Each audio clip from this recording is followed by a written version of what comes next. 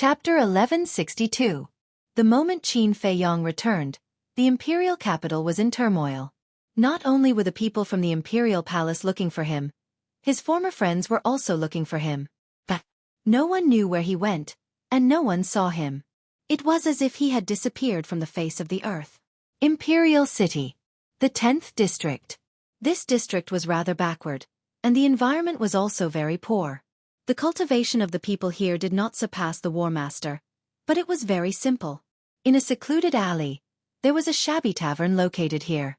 The tavern was very simple and crude, with only 3 or 4 tables. The business was also very calm, with only 2 tables of guests drinking and chatting. There were 6 hunters at one table, all of whom looked middle-aged and had many scars on their bodies. They ate meat and drank wine in large mouthfuls, looking very forthright. What was different from them was that there were only 2 guests at the table beside them. These 2 people were also middle-aged men, but they were very quiet and only drank silently.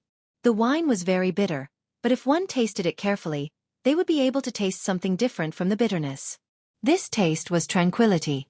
Although the 6 hunters beside him were very noisy, Qin Feiyang's heart was especially peaceful. That's right. These 2 silent big men were Qin Feiyang and Yan Wei. Big news, big news. After a while, another man dressed in hunter attire ran into the tavern in a hurry. He also looked middle-aged, but he was relatively thin, and there was a sense of competence between his eyebrows. What big news?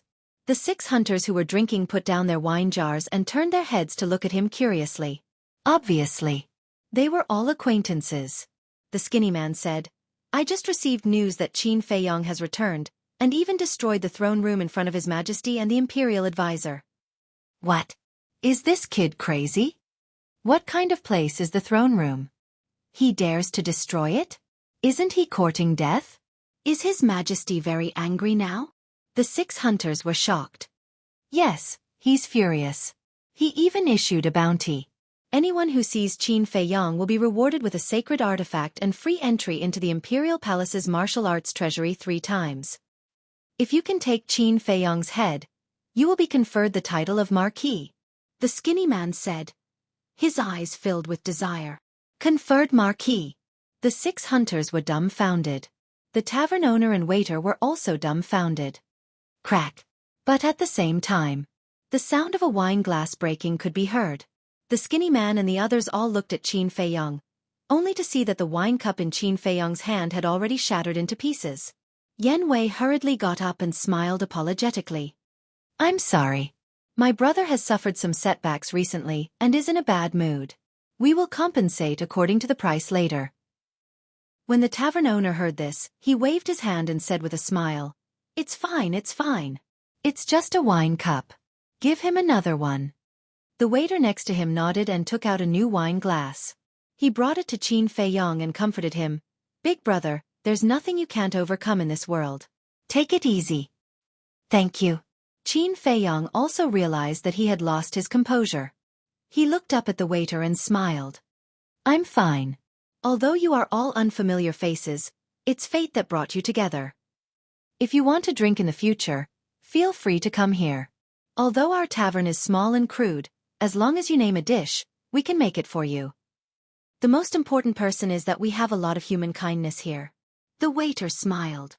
Human kindness. Qin Feiyang whispered and looked at the waiter with a smile. "If there's a chance, I'll definitely come here often." "All right, you guys continue." The waiter smiled and ran away. The hunters talked about the conferred marquis again. The tavern owner and the waiter also chimed in from time to time. Yan Wei glanced at them and picked up the wine jug. While pouring wine for Qin Feiyang, he asked through voice transmission, "What does conferred marquis mean?" Qin Feiyang raised his wine cup and drained it in one gulp. He secretly explained, "The Grand Qin Empire has a total of 100 martial marquises, and every single martial marquis possesses extraordinary power and status." Yan Wei curiously asked, "Then how high is their status?" Qin Feiyang said, "According to the words of the mortal world, below one person and above all others." Yan Wei's body stiffened. In order to hunt down Qin Feiyang, the emperor actually gave out such conditions. No wonder Qin Feiyang lost his composure. Yan Wei raised his wine cup and smiled. Come, today I'll accompany you until we're drunk. He was a rough person and didn't know how to comfort Qin Feiyang. So he could only accompany Qin Feiyang to drink to his heart's content.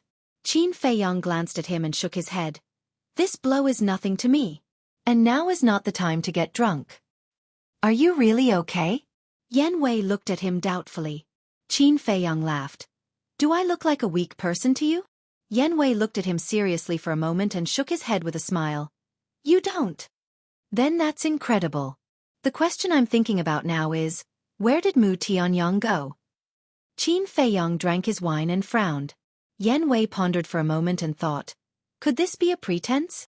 Qin Feiyang was stunned and asked telepathically, what do you mean? What I mean is, he might have guessed that we would follow him, so he deliberately went to Butterfly Valley and left some clues, making us mistakenly think that he went to the Forgotten Continent and the Imperial Capital. And in reality, he might still be in the spiritual state. Yan Wei thought to himself. Qin Feiyang's eyes lit up. Why didn't he think of that? As the previous emperor, Mu Tianyang was wise and astute, so he definitely wouldn't let others easily grasp his whereabouts. Perhaps, this really was a pretense. But at this moment, the image crystal in Qin Feiyang's arms rang. Qin Feiyang frowned. Who would send him a message at this time? Now that he was in the imperial capital, the people of the 9 continents and the Forgotten Continent couldn't send him a message. It could only be someone in the imperial capital. And although in the imperial capital, anyone who had established a contract bridge with him had a close relationship with him, at this time, he had to be cautious. So he was hesitating. Phew! After pondering for a while, Qin Feiyang took a deep breath, took out a dozen gold coins, put them on the table, and was about to get up and leave. But the conversation between the hunters, the tavern owner, and the waiter piqued his interest. The waiter asked, do you think Qin Feiyang will be caught this time? For a moment, the tavern owner and the hunters fell silent. Qin Feiyang didn't pay any attention to the trembling image crystal. He looked at them with great interest. A moment later, the tavern owner shook his head and said, actually, it's obvious that the people of the Imperial Palace won't be able to catch him. Qin Feiyang was stunned, got up and walked over, smiled and said, why do you say so? If Qin Feiyang is really so easy to catch, he wouldn't have escaped so many times in the past. Moreover, when he destroyed the throne room, His Majesty and the Imperial Advisor were both present, but they still let him escape, not to mention that he has now escaped from the Imperial Palace. Although I haven't seen Qin Feiyang, I have heard a lot of rumors about him. His current strength can't confront the Imperial Palace head-on, but in terms of means, I reckon that no one in the Imperial Palace can compete with him. The tavern owner chuckled. Qin Feiyang shook his head and laughed. He didn't expect that in the eyes of these ordinary people, he would have such a high opinion of him. Bill. Qin Feiyang put the gold coins in his hand on the table. The tavern owner glanced at the gold coins, there were more than a dozen, and hurriedly said, "That's too much." Qin Feiyang and the waiter drank 2 pots of wine. And these 2 pots of wine were just ordinary spirits, worth a few silver coins at most. Qin Feiyang glanced at the hunters and said with a smile, "It's okay, just treat it as my treat." Then, he opened the portal and left with Yan Wei. In the tavern, several people looked at each other, then shook their heads and laughed, and whispered again. Outside the city. Black Dragon Pool. The image crystal had stopped vibrating. However, he was waiting. If the person who sent him a message before really had something to ask him, then he would definitely continue to send him a message later. Sure enough. In less than 100 breaths, the image crystal vibrated again. Qin Feiyang took out the image crystal. Bas! An illusory figure appeared. It was a woman in white, with an exquisite figure, fluttering black hair, exquisite facial features, and smooth skin. She could be called a peerless beauty. Sister. Qin Feiyang's eyes trembled slightly. That's right. This woman was Ran Wushuang. Feiyang. Seeing Qin Feiyang, Ran Wushuang was also very excited. Qin Feiyang said self-reproachfully, "Sister, I'm sorry to have made you worry." Ran Wushuang said angrily, "Silly boy, what's the relationship between us? Why are you apologizing to me?" Qin Feiyang felt warm in his heart and asked, "How is the old man now?" Ran Wushuang said, "Grandpa is very good, but he often misses you and wants to see you." "I'm sorry, I haven't visited you since I came back. Qin Feiyong lowered his head and said. He treated Ren Wushuang as his own sister, and he also treated the old man as his own grandfather. So when he heard this, he felt guilty. It's okay, because we all know that you have no choice now, and you don't want to implicate us. Grandpa and I don't ask for much, as long as you're fine. Ren Wushuang said with a smile. Hearing this, Qin Feiyong's mood became even more depressed. Ren Wushuang sighed and said with a smile, Guo Feiyong, there's someone who wants to talk to you. Qin Feiyong was stunned. He looked up at Ren Wushuang and asked, Who is it? Me. An old man walked to Ren Wushuang's side and entered Qin Feiyong's sight. Old Qin.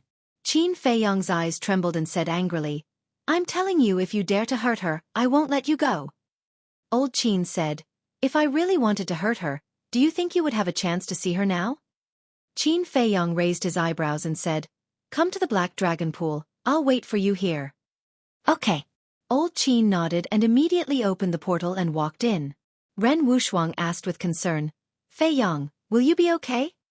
Qin Feiyong smiled and comforted, Don't worry, I'll take care of it. Take care of yourselves. Okay. You too. Ren Wushuang said. Qin Feiyong smiled and turned off the image crystal. Just as the image crystal was turned off, a figure descended from the void in front of them. It was old Qin. Chapter 1163. But old man Qin did not release his majesty. In order to eliminate Qin Feiyong's vigilance, he did not even take a step closer. However, Qin Feiyong did not let down his guard because of this. He asked, This time you came to me on behalf of the emperor or yourself? This old man. Old man Qin said. Qin Feiyong said, I don't remember any interaction between us before. Not before, but it doesn't mean that there won't be in the future. Old man Qin smiled faintly and asked, The person who entered the capital with the deputy commander last time should be you, right? Qin Feiyong nodded. Old man Qin said, Do you remember the question this old man asked you at that time? Qin Feiyong said, Of course I remember, you were asking the imperial preceptor. Old man Qin nodded and said, Yes, this old man wants to know, what do you think of the imperial preceptor? Qin Feiyong was silent. Old man Qin said, There is no one else here, you can speak freely. Qin Feiyong said, Will you believe what I say? Old man Qin said, This old man will think carefully. Qin Feiyong said, The imperial preceptor is a malignant tumor. His existence will only threaten the great Qin Empire. Old man Qin's eyes flashed. Qin Feiyong asked, Do you know why he deliberately killed me? Why? Old man Qin asked. To snatch the castle and Chang Shui. And every time he came to kill me, he hid it from the emperor. What does this mean? This means that he wants to take the castle and Chang Shui for himself. One more thing. The new commander of the Invincible Black Army is the confidant of the imperial preceptor. Qin Feiyong said. What? Old man Qin's eyes trembled. Although Qin Feiyong's words were not very obvious, he had already noticed what Qin Feiyong wanted to say. Forming a clique for personal gain and harboring evil intentions. Qin Feiyong said, Is there anything else you want to know? Old Qin asked, Is the matter of Mu Tianyong true? Absolutely. Before I came to the imperial capital, I even fought with him. Qin Feiyong said. Fight. Old man Qin frowned. One had to know that Mu Tianyong was the previous emperor. With Qin Feiyong's strength, if they really fought, how could he survive? Qin Feiyong said, There are too many things between Mu Tianyong and I, so I can't explain it all at once. I can only tell you that his cultivation is not as good as before. If you want to get rid of him, you have to do it now. Are you sure? Old Qin asked. It was not that he did not trust Qin Feiyong, but this matter was too outrageous. As early as more than 10,000 years ago, Mu Tianyong had died in the hands of the previous emperor. How could he suddenly jump out? Qin Feiyong said, It's up to you to believe it or not. Looking at Qin Feiyong, old Qin did not speak for a long time. He wanted to find something in Qin Feiyong's expression. But in the end, he did not find any trace of deception. Taking a deep breath, he asked, Then what are you going to do next? I'm going to track Mu Tianyong. The great Qin Empire is the blood and sweat of my ancestors. I will not let it be destroyed in someone's hands. Qin Feiyong said firmly. This someone was naturally referring to the current emperor. Old Qin took a deep look at Qin Feiyong and sighed. If this is true, then it's really hard for you. Qin Feiyong said, I just want to have a clear conscience. What a good, clear conscience. How good would it be if you and your father didn't fight to this extent? Old Qin sighed. Qin Feiyong said in a deep voice, I've already said that we are no longer father and son. So in the future, please don't let me hear such words again. Old Qin shook his head and sighed. Fine, this old man will believe you for the time being. Go ahead and do what you want. But it's best if you can get the evidence back. At that time, this old man can tell His Majesty. After all, with your current relationship, no matter what you say, His Majesty won't believe you. Of course, if this old man finds out that you're lying to me, this old man won't let you off. Old Qin said. Time will prove everything. Qin Feiyong said indifferently. It's best if that's the case. Old Qin nodded and waved his hand. A wisp of blood-red aura rushed out from the top of his head and condensed into a blood-red figure. Whether it was the figure or the appearance, this figure was exactly the same as Old Qin. This is a strand of my killing intent. It can display my peak strength and save your life at a critical moment. But remember, this strand of killing intent can only be used once. Old Qin warned. Old Qin was a false god. With his strand of killing intent, it was equivalent to having a life-saving talisman. This kind of thing for anyone was a once-in-a-lifetime good thing. However, Qin Feiyong was hesitant.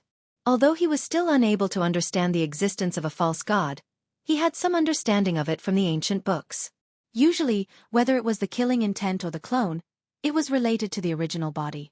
For example, now that Old Qin gave him a strand of killing intent, then after he left, Old Qin could follow this strand of killing intent to chase his location. In short, no matter where he went, Old Qin would be able to find him in the end. In other words, this strand of killing intent was not only a life-saving talisman, but also a time bomb that could take his life at any time.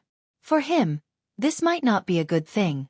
As if seeing Qin Feiyong's concern, Old Qin smiled faintly. You are really cautious, but don't worry, this old man has already cut off the connection with this strand of killing intent. In other words, it is now an independent existence and has nothing to do with this old man. Hearing this, Qin Feiyong breathed a sigh of relief and calmly accepted this strand of killing intent. Whoosh! The strand of killing intent turned into a bloody light and rushed into Qin Feiyong's Qi, floating in the middle of it. Old Qin said, Let's go, this old man will send you to the pagoda. Qin Feiyong said, No need, I can leave the imperial capital by myself. You can leave? This time, it was Old Qin who was stunned. But he didn't ask much and said, Then take care of yourself. Today, we met here and said these words, can be regarded as a little secret between the two of us. Don't mention it to anyone. Qin Feiyong nodded. Old man Qin smiled and opened the portal. Qin Feiyong's eyes flashed and said, Now that you have helped me without telling the emperor and the state preceptor, you should have noticed something. Yes. This old man smells a conspiracy. Old Qin nodded and whispered, and then entered the portal without looking back. It seems that the imperial capital is not full of idiots. After Old Qin left, Qin Feiyong muttered to himself. But before his voice fell, he suddenly thought of something. His body trembled and his eyes lit up. Haha. Saying that others are idiots, but in fact, I am the biggest idiot.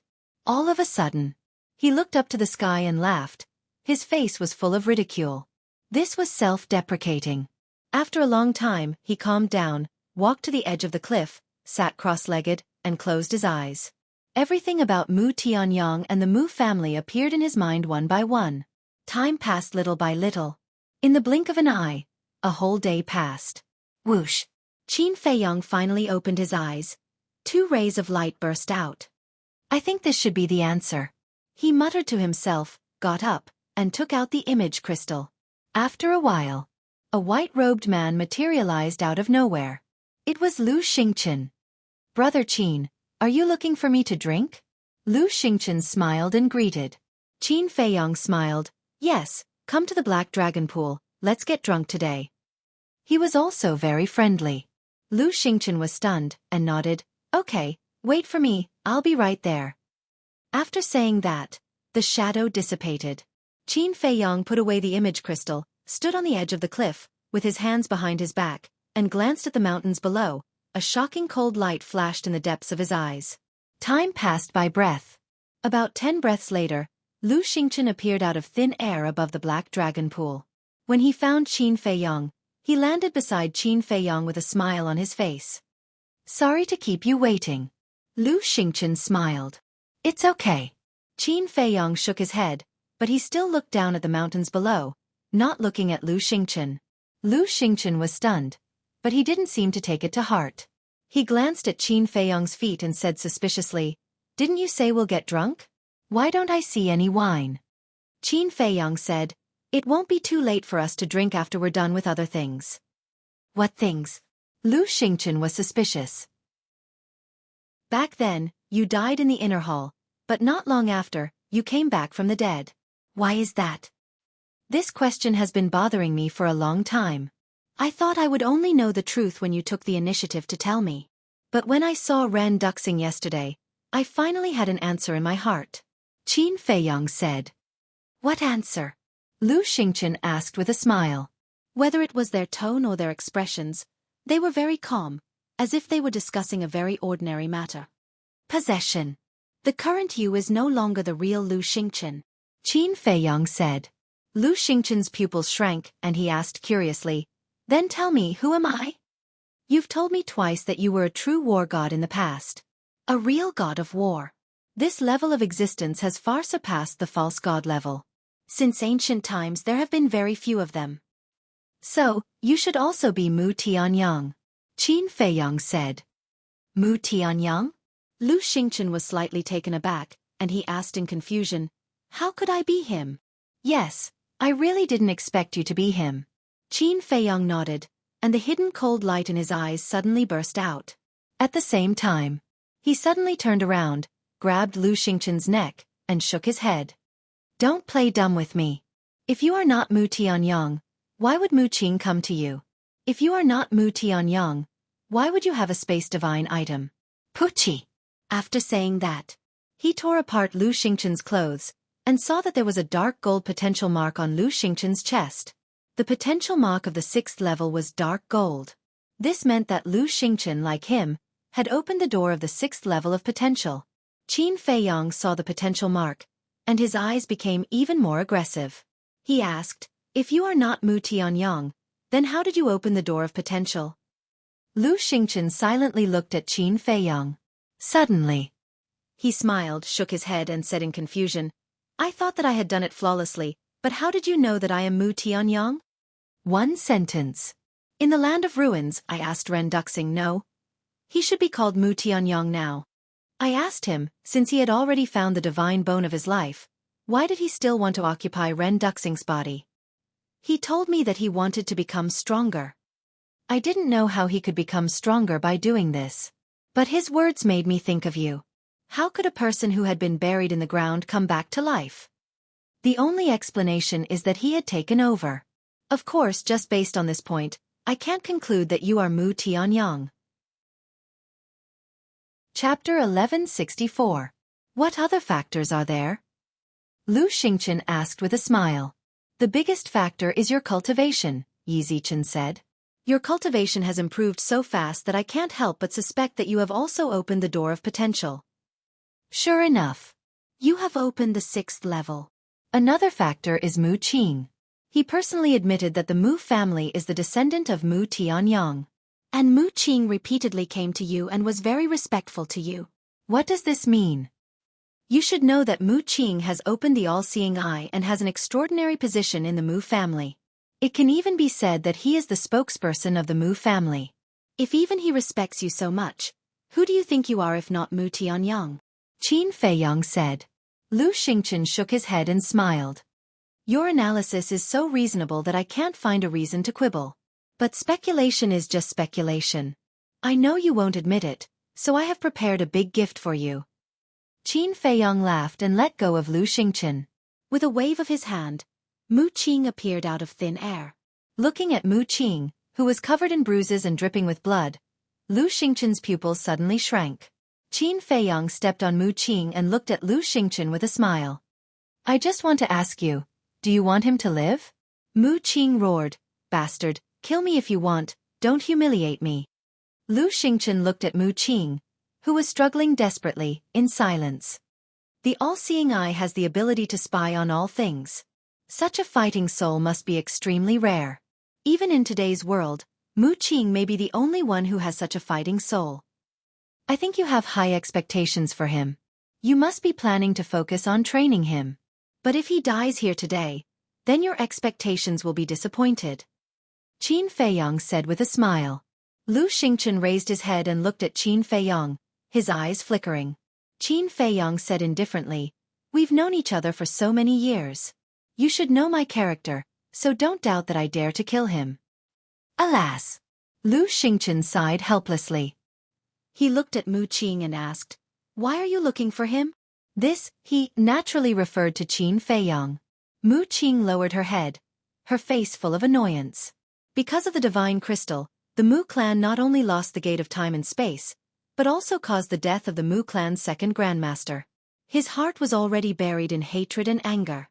As such, when he saw Qin Feiyang appear in the glacier forest, he didn't think too much about it.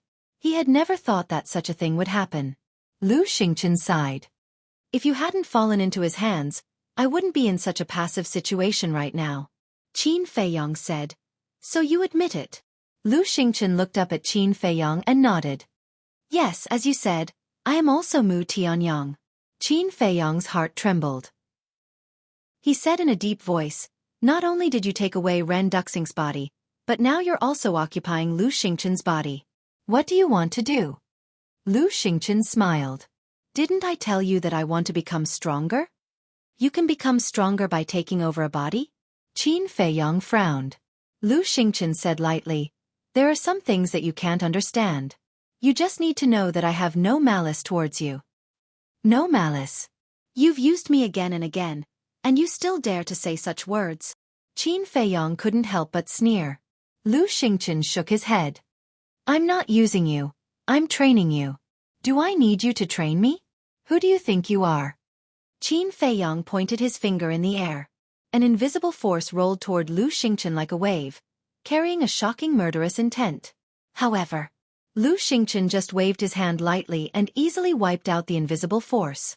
Qin Feiyang's pupils contracted. What kind of method was this? Lu Xingchen said, although your cultivation and mine are about the same now, if we really fight, killing you is as easy as flipping my hand. Then let's see if I kill Mu Qing first, or if you kill me first. Qin Feiyang grabbed Mu Qing's neck, a cold light flashing in his eyes. Lu Xingchen raised his eyebrows. Mu Qing roared with all his might. Ancestor, I'm not afraid of death. Don't be threatened by him because of me. You still have the strength to roar? It seems that Fatso hasn't tortured you enough in the castle. Qin Feiyang's eyes flashed with murderous intent. He punched Mu Qing's lower abdomen, which was already badly mutilated, and blood spurted out like a fountain. Ah! Mu Qing couldn't help but howl in pain. When you were chasing me in the internal sea, you probably didn't think that today's retribution would come. You've tried to kill me time and time again, but you've never succeeded. Now that you've fallen into my hands, are you angry and unwilling? Qin Feiyang looked at Mu Qing and said lightly, the corners of his mouth full of ridicule. After that, he sent Mu Qing to the castle. Lu Xingchen frowned and said, what do you want to let him go? Let him go? Qin Feiyang laughed and said, I know your next step. Lu Xingchen pondered for a while and said, if you want to know my next step, you can go to the demonic dragon mountains in He province. Demonic dragon mountains? Qin Feiyang frowned. Suddenly, he remembered. Ren Duxing's battlesword seemed to have been obtained from the demonic dragon mountains. Could it be that the demonic dragon mountains were hiding other secrets? Lu Xingchen smiled and said, I have time now. Do you want me to go with you? Qin Feiyang's eyes flashed. He definitely couldn't let Lu Xingchen follow him. Because Lu Xingchen definitely wouldn't miss any chance to save Mu Qing. Therefore, if he let Lu Xingchen follow him, it was equivalent to putting a time bomb beside him. But to kill Lu Xingchen, he couldn't do it. What should he do? Let him go. No. Letting him go was equivalent to letting a tiger return to the mountain. Suddenly, his eyes lit up and opened a portal. He looked at Lu Xingchen and said, "Follow me to a place." "Where?" Lu Xingchen asked. Qin Feiyong said, "You'll know when you get there." Lu Xingchen looked at him deeply and entered the portal. Qin Feiyong followed closely behind. The next moment, the two of them landed on a small plaza, surrounded by undulating mountains and towering ancient trees. In the center of the square, there was an ancient stone tower, towering into the clouds and emitting a mysterious aura. It was the pagoda. At this moment, Old Man Qin was sitting cross-legged in front of the pagoda. Sensing Qin Feiyong's aura, Old Man Qin immediately opened his eyes, but when he saw Lu Xingchen, he couldn't help but be stunned. "What's going on?" Old Man Qin looked at Qin Feiyong and asked. Qin Feiyong said, "The Mu Tianyang you want, I found him." "So fast?" Old Man Qin was slightly taken aback. He immediately sized up Lu Xingchen and frowned. "Don't tell me you're talking about him?" "That's right." Qin Feiyong nodded. "How is this possible? I've seen Mu Tianyang's portrait in an ancient book, and it doesn't look like him at all." Old Man Qin said, "It's a long story, and this is not a place to stay for long. Help me keep an eye on him and don't let him escape. When there's a chance in the future, I'll explain it to you slowly," Qin Feiyong said in a deep voice. After all, this was the back mountain of the imperial palace. If it was discovered by the emperor and the state preceptor, not only would he suffer, but Old Man Qin would also be implicated. "Okay." Old Man Qin nodded. Seeing that Qin Feiyong did not show any signs of lying, he began to treat this matter seriously. Qin Feiyong did not stay. He glanced at Lu Xingchen and opened the portal, ready to leave. Old Man Qin hurriedly grabbed his arm and asked, "Do you need my help?" "Not for now." Qin Feiyong shook his head and entered the portal without looking back. Lu Xingchen, on the other hand, was smiling from beginning to end. After Qin Feiyong left, Old Man Qin turned to look at Lu Xingchen and asked suspiciously, "Are you really Mu Tianyang?" Lu Xingchen shrugged and said with a smile, "If Qin Feiyong says so, then I am." Old Man Qin could not help but frown. Back to Qin Feiyong. After leaving the pagoda, he appeared in the Black Dragon Swamp again. He definitely had to go to the demonic Dragon Mountain range, but before that, he had a very important matter to deal with first. He took out the image crystal. Buzz!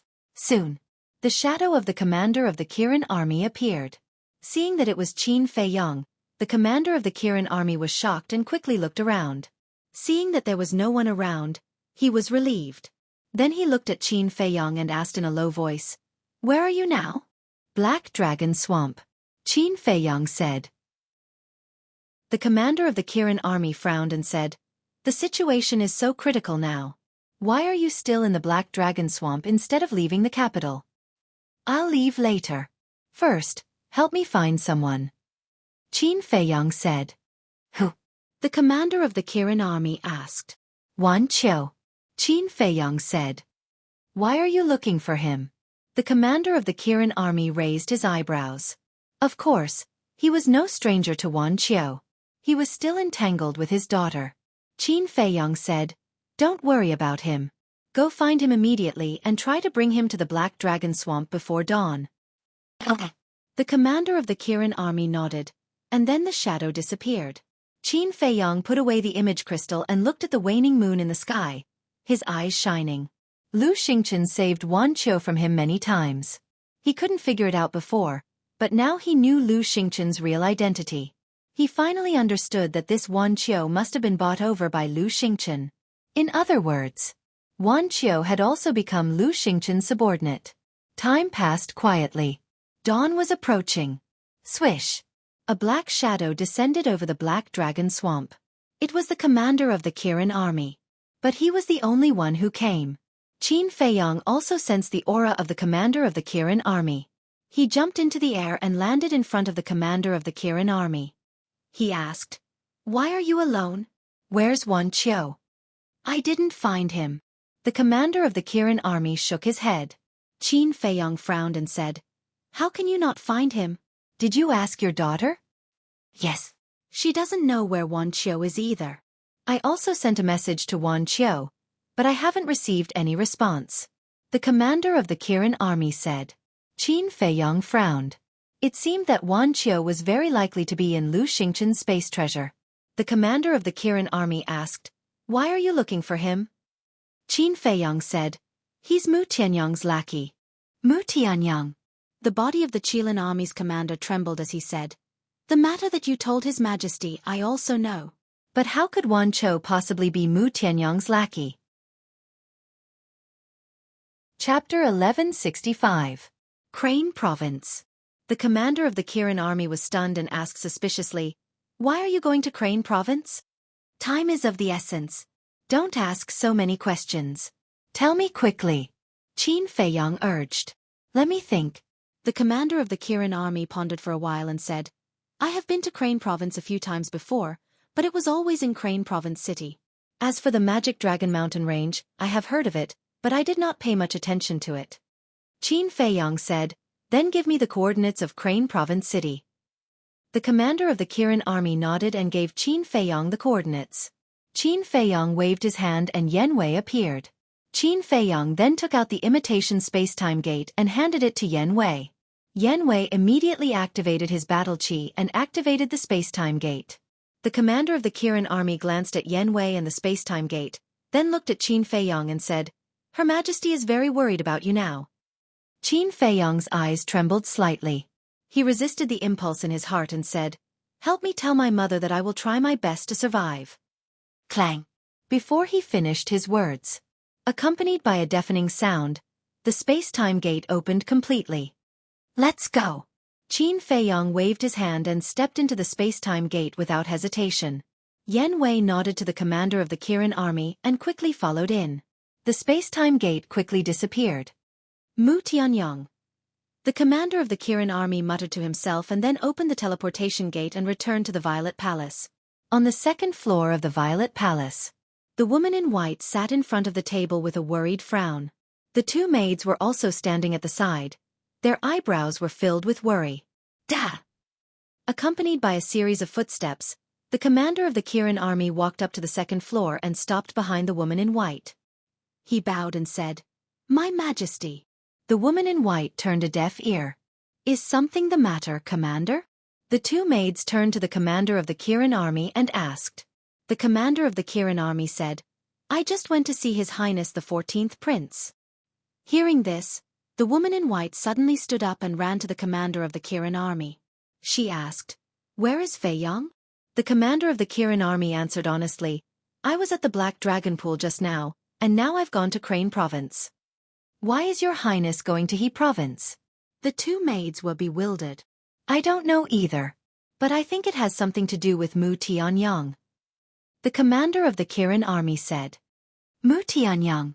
The white-robed woman's body trembled. The commander of the Kirin army sighed. Although the 14th prince always says that he hates His Majesty, in fact, he still cares a lot about the relationship between father and son. Otherwise, he would not be running around to investigate Mu Tianyang. Feiyong doesn't care about this father-son relationship. The white-robed woman shook her head. Then what does His Highness care about? The commander of the Kirin army froze and asked in confusion. He cares about the late emperor and the people of the great Qin Empire. I used to worry that Feiyong would be blinded by these enemies. But now it seems that my worries were unnecessary. Feiyong not only inherited the late emperor's bloodline and legacy, but he also inherited the late emperor's great heart of protecting the people of the world. Perhaps, he has a heart that empathizes with the common people. It's just that I really can't bear to let him bear this burden now. The white-robed woman sighed faintly. Protecting the people of the world as his responsibility. Compassion for the people. Your Highness, are you really such a person? If so, Your Majesty, shouldn't you feel ashamed? The commander of the Kirin army murmured. Crane Province. Just like the capital of the spiritual state, the capital of Crane Province had 5 major districts. North, South, East, West, and the Central District. At this moment, the night was as dark as ink and dotted with cold stars. In the sky above the city center, a stone door silently appeared. The stone door slowly opened. 2 figures strode out. It was Qin Feiyong and Yen Wei. Qin Feiyong waved his hand and put away the space-time gate. He then lowered his head and scanned the city below. The Holy Palace, the Prefecture Master's residence, and the state prison were all in the Central District. And in the Central District, he sensed many powerful auras. Most of them were battle monarchs and battle emperors. The auras of battle masters were not absent, but they were pitifully few. And there was an especially strong aura that came from the Prefecture Master's residence. It was a 5-star battle emperor. If I remember correctly, Tan Wu seems to be from here. Qin Feiyong whispered. Who is Tan Wu? Yan Wei looked at him suspiciously. An old friend. Qin Feiyong smiled and said, Go down and find out the coordinates of the demonic Dragon Mountain range. Okay. Yan Wei nodded and turned into a stream of light, quickly disappearing into the city below. Which expert has come to my He-State city? Soon. A loud and clear shout sounded. Following closely, a middle-aged man dressed in black rushed out of the Prefecture Master's residence and headed straight for Qin Feiyong. This person was the 5-star battle emperor that Qin Feiyong had sensed before. Obviously, he sensed Qin Feiyong's aura. The middle-aged man landed opposite Qin Feiyong and sized up Qin Feiyong. He muttered to himself, Why does he look so familiar? The middle-aged man cupped his hands and asked, May I ask who you are? Qin Feiyong. Qin Feiyong did not hide anything. What? The middle-aged man turned pale with fright. Qin Feiyong said indifferently, You should be the current prefecture master of He-State. Don't be nervous. I am not here to cause trouble. But even so, the middle-aged man did not let down his guard and asked carefully, Then why are you here? Qin Feiyong did not answer and waited quietly. The middle-aged man did not dare to say a word and stood silently opposite him. Whoosh! A moment later, Yan Wei rushed into the sky and looked at the middle-aged man in front of him. He walked to Qin Feiyong and transmitted his voice. I've heard that the Magic Dragon Mountain range is located in the far west of the city. It is tens of thousands of miles away from here. What about the coordinates? Qin Feiyong asked. I've also heard about it. Yan Wei nodded. Then let's go. Qin Feiyong said. Yan Wei waved his hand, opened the portal, and retreated to the side. Qin Feiyong glanced at the middle-aged man and said indifferently, You can report to the imperial capital that I have come to He-State. After saying that, he turned and entered the portal. Yan Wei followed him in. The middle-aged man did not dare to breathe loudly, but after the portal completely disappeared, he let out a long breath. Then, a look of surprise crawled up his face. Why did Qin Feiyong suddenly come to their He-State? And why was he so fearless? At the same time, a huge mountain range was located in the far west, and one could not see the end of it at a glance. Mountain stream. Giant peaks stood like a forest, towering into the sky like a battle sword. Under the night sky, those towering mountains were like giant dragons lying under the ground, exuding a majestic aura that made one's heart palpitate. This was the Magic Dragon Mountain Range. In the sky above the forest at the edge of the mountain range, Qin Feiyong and Yan Wei appeared one after another. Qin Feiyong raised his head and scanned the mountains and rivers in front of him. A hint of surprise appeared in his eyes. The Magic Dragon Mountain Range was bigger than he imagined. Yan Wei said, As far as I know, the Magic Dragon Mountain Range is the most dangerous place in He-State. No one has ever dared to go deep, so no one knows how big the Magic Dragon Mountain Range is. The most dangerous place? Qin Feiyong raised his eyebrows. Yes. It is said that not only are beasts rampant here, but there is also a mysterious power. No one who enters the depths of the Magic Dragon Mountain Range can walk out alive.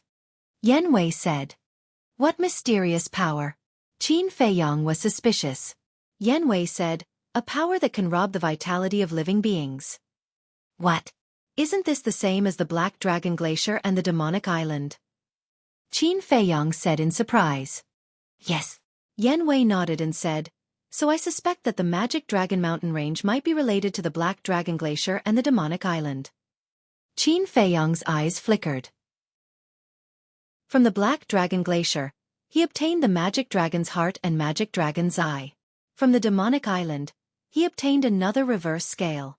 What were these things? Could he find the correct answer in the Magic Dragon Mountain Range? Let's go.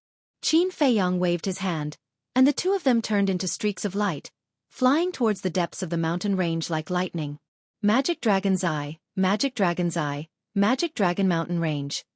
They all had the word Magic Dragon in them. If this was a coincidence, then it would be too much of a coincidence. Perhaps there really was some kind of connection between the three of them. In the mountain range, it was indeed as Yanwei had said, the beasts were rampant. However, the beasts on the periphery weren't very strong. They were basically only at the War Emperor level. However, as they slowly went deeper, the number of beasts in the war sect gradually increased. Time passed. Dawn arrived. On the horizon, the morning sun slowly rose. The sunlight illuminated the mountains and the earth, dispelling the cold air left behind by the night. Qin Feiyang and Yan Wei did not stop and rest, and had already crossed over 10,000 miles. Along the way, they would occasionally meet some people who were training in the Magic Dragon Mountain Range or searching for treasures. However, the two of them ignored them. As for the mysterious power that Yan Wei mentioned, Qin Feiyang had never sensed it. Crack. Boom. Noon. Suddenly, waves of battle fluctuations came from the distance. The fluctuations were very strong, containing both the aura of humans and the aura of beasts. It was obvious that somewhere in front of them, someone was fighting with a beast. Qin Feiyang looked at each other and increased his speed, rushing towards the location of the battle fluctuations. The strength of the beasts in this area was basically between 3 and 5 Star War sect. To Qin Feiyang and Yan Wei, it was naturally nothing. After all, one was a 6-star war saint and the other was a 2-star war emperor. But to the people of He Province, the level of danger here was no less than a dragon's pool or a tiger's den. This was because the strongest representative of He Province, the Prefecture Lord of He Province, was only a 5-star war sect. Of course, the previous Prefecture Lord of He Province was definitely stronger. However, the previous Prefecture Lord had to protect the teleportation altar of He Province, so it was impossible for him to be in the Magic Dragon Mountain Range right now. Therefore, Qin Feiyang judged that the ones fighting with the beasts in front were most likely Ren Duxing and his group. Boom. Crack. As they got closer, the battle fluctuations became stronger and stronger, and Qin Feiyang was even more certain of his thoughts. Because the fluctuations of the battle carried a strand of saint might. One had to know that in the 9 provinces, it was impossible for there to be a war saint-level powerhouse. Qin Feiyang's eyes also revealed a trace of killing intent. Soon, the two of them passed through a forest and stopped in the air above a mountain ridge, gazing ahead. More than 10 miles away, a man and a beast were crazily fighting in the sky. Blood flowed everywhere, and the mountains and rivers below were destroyed. That beast was a large dark red dog. Its body was more than 10 meters long, but the strange thing was that on its shoulders, there were 5 basin-sized heads. That's actually the Hell Divine Hound, Yan Wei said in shock. Qin Feiyang was also extremely shocked. The Hell Divine Hound was an extremely rare divine beast. That's right, it was a divine beast. Its rarity could almost be compared to a divine dragon. The Hell Divine Hound was ferocious by nature and had an innate talent. It was known as the Guardian of Hell. Previously, he had only seen it in ancient books. This was the first time he had seen the true appearance of the Hell Divine Hound. However,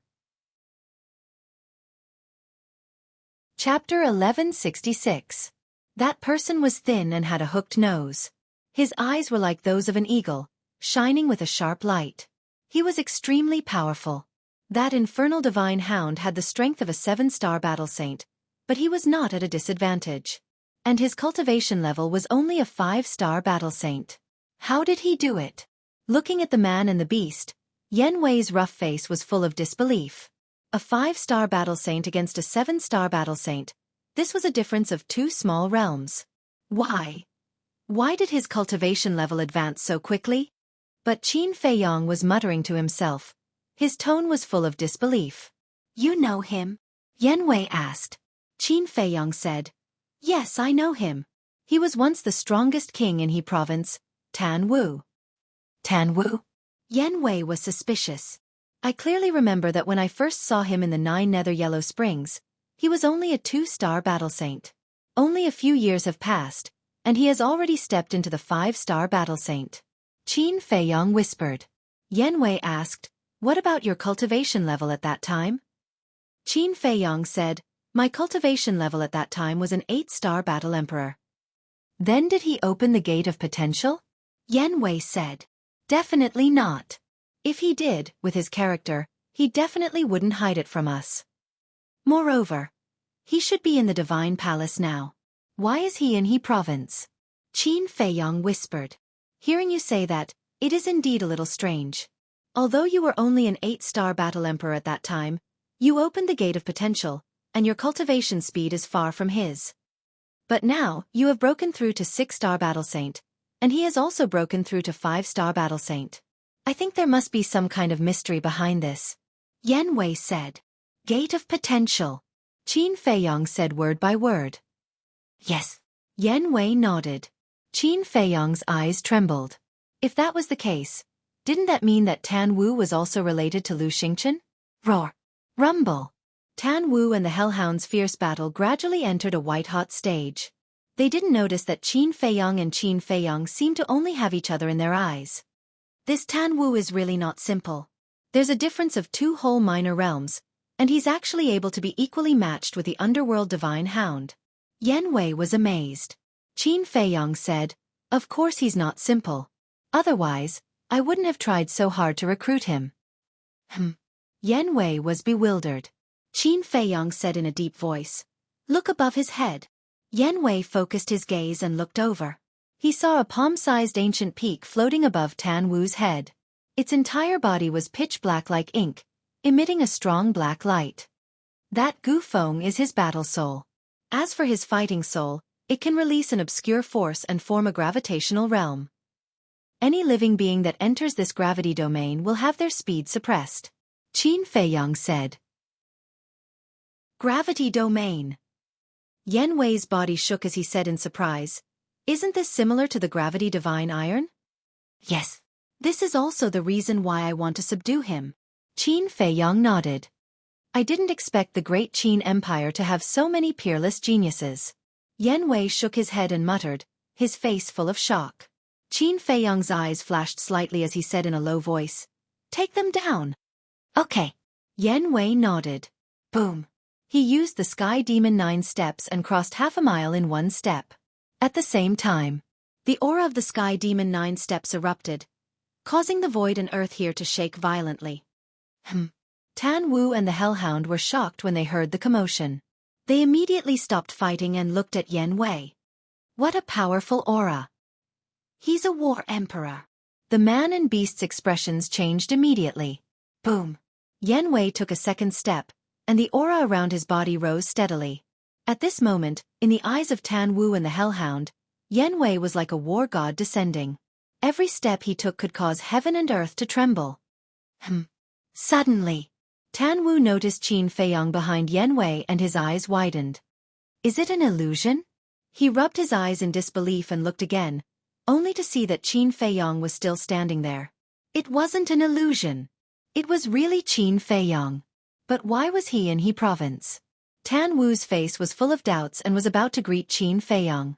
But at this moment, Yan Wei took his 9th step and instantly landed above him and the Hellhound. The Emperor's aura was earth-shattering. At this moment, the man and beast both felt the aura of death. Woo-woo! The Hellhound's body went limp and it quickly crawled on the ground, wailing at Yan Wei continuously. Tan Wu's heart was also drowned by fear. His current strength was not bad, but facing a war emperor, it was still too far away. Just as the man and beast thought that they were dead for sure, Yan Wei suddenly stopped. That shocking killing intent firmly locked onto the man and wolf. Swish! It was also at this time that Qin Feiyong took a step forward and walked in front of Tan Wu step by step. Tan Wu glanced at Qin Feiyong, then looked at Yan Wei, and asked in surprise, Brother Qin, what's going on? Qin Feiyong smiled and said, He's my man. Your man? Tan Wu was slightly taken aback, then could not help but heave a sigh of relief. Although he and Qin Feiyong did not have a deep relationship, based on Qin Feiyong's previous attitude, it should not be disadvantageous to him. However, this sigh of his had yet to completely die down when Qin Feiyong raised his arm, grabbed his clothes, and directly tore them to shreds. Tan Wu was immediately startled, both hands protecting his chest. Qin Feiyong's gaze turned dark and he shouted, Put your hands down for me. Although Tan Wu covered in time, he still caught the shadow of the potential imprint. Tan Wu's eyes had a hint of panic as he pretended to be calm and said, "Brother Qin, what are you doing?" "I asked you to put it down, didn't you hear?" Qin Feiyong roared, a hint of intense killing intent even flickering in his eyes. Tan Wu's gaze trembled. But in the end, he let out a long sigh and lowered his hands. A dark gold potential imprint immediately appeared in Qin Feiyong's line of sight. "Really didn't expect it." Qin Feiyong looked at the potential imprint and shook his head in self-mockery. Tan Wu hurriedly said, "Brother Qin, listen to my explanation." "What's there to explain? Do you remember what conditions I offered when I asked you to follow me?" Qin Feiyong said. "Help me open the door of potential." Tan Wu said, "Yes. But at that time you refused. Since then, I have always thought that you are a person with backbone and dignity. However, I didn't expect that you would actually become Lu Xingchen's lackey." Qin Feiyong reprimanded, his face full of disappointment. "Lu Xingchen's lackey?" But hearing Qin Feiyong's words, not only was Tan Wu not ashamed at all, but he got up with a suspicious look. Seeing this, Qin Feiyong raised his eyebrows and said, "Do you dare to say that you didn't join Lu Xingchen?" "Why should I join him?" Tan Wu asked back. "In order to open the door of potential," Qin Feiyong shouted. Tan Wu hurriedly stretched out his hand and said, "Wait, what do you mean by this? Why don't I understand at all?"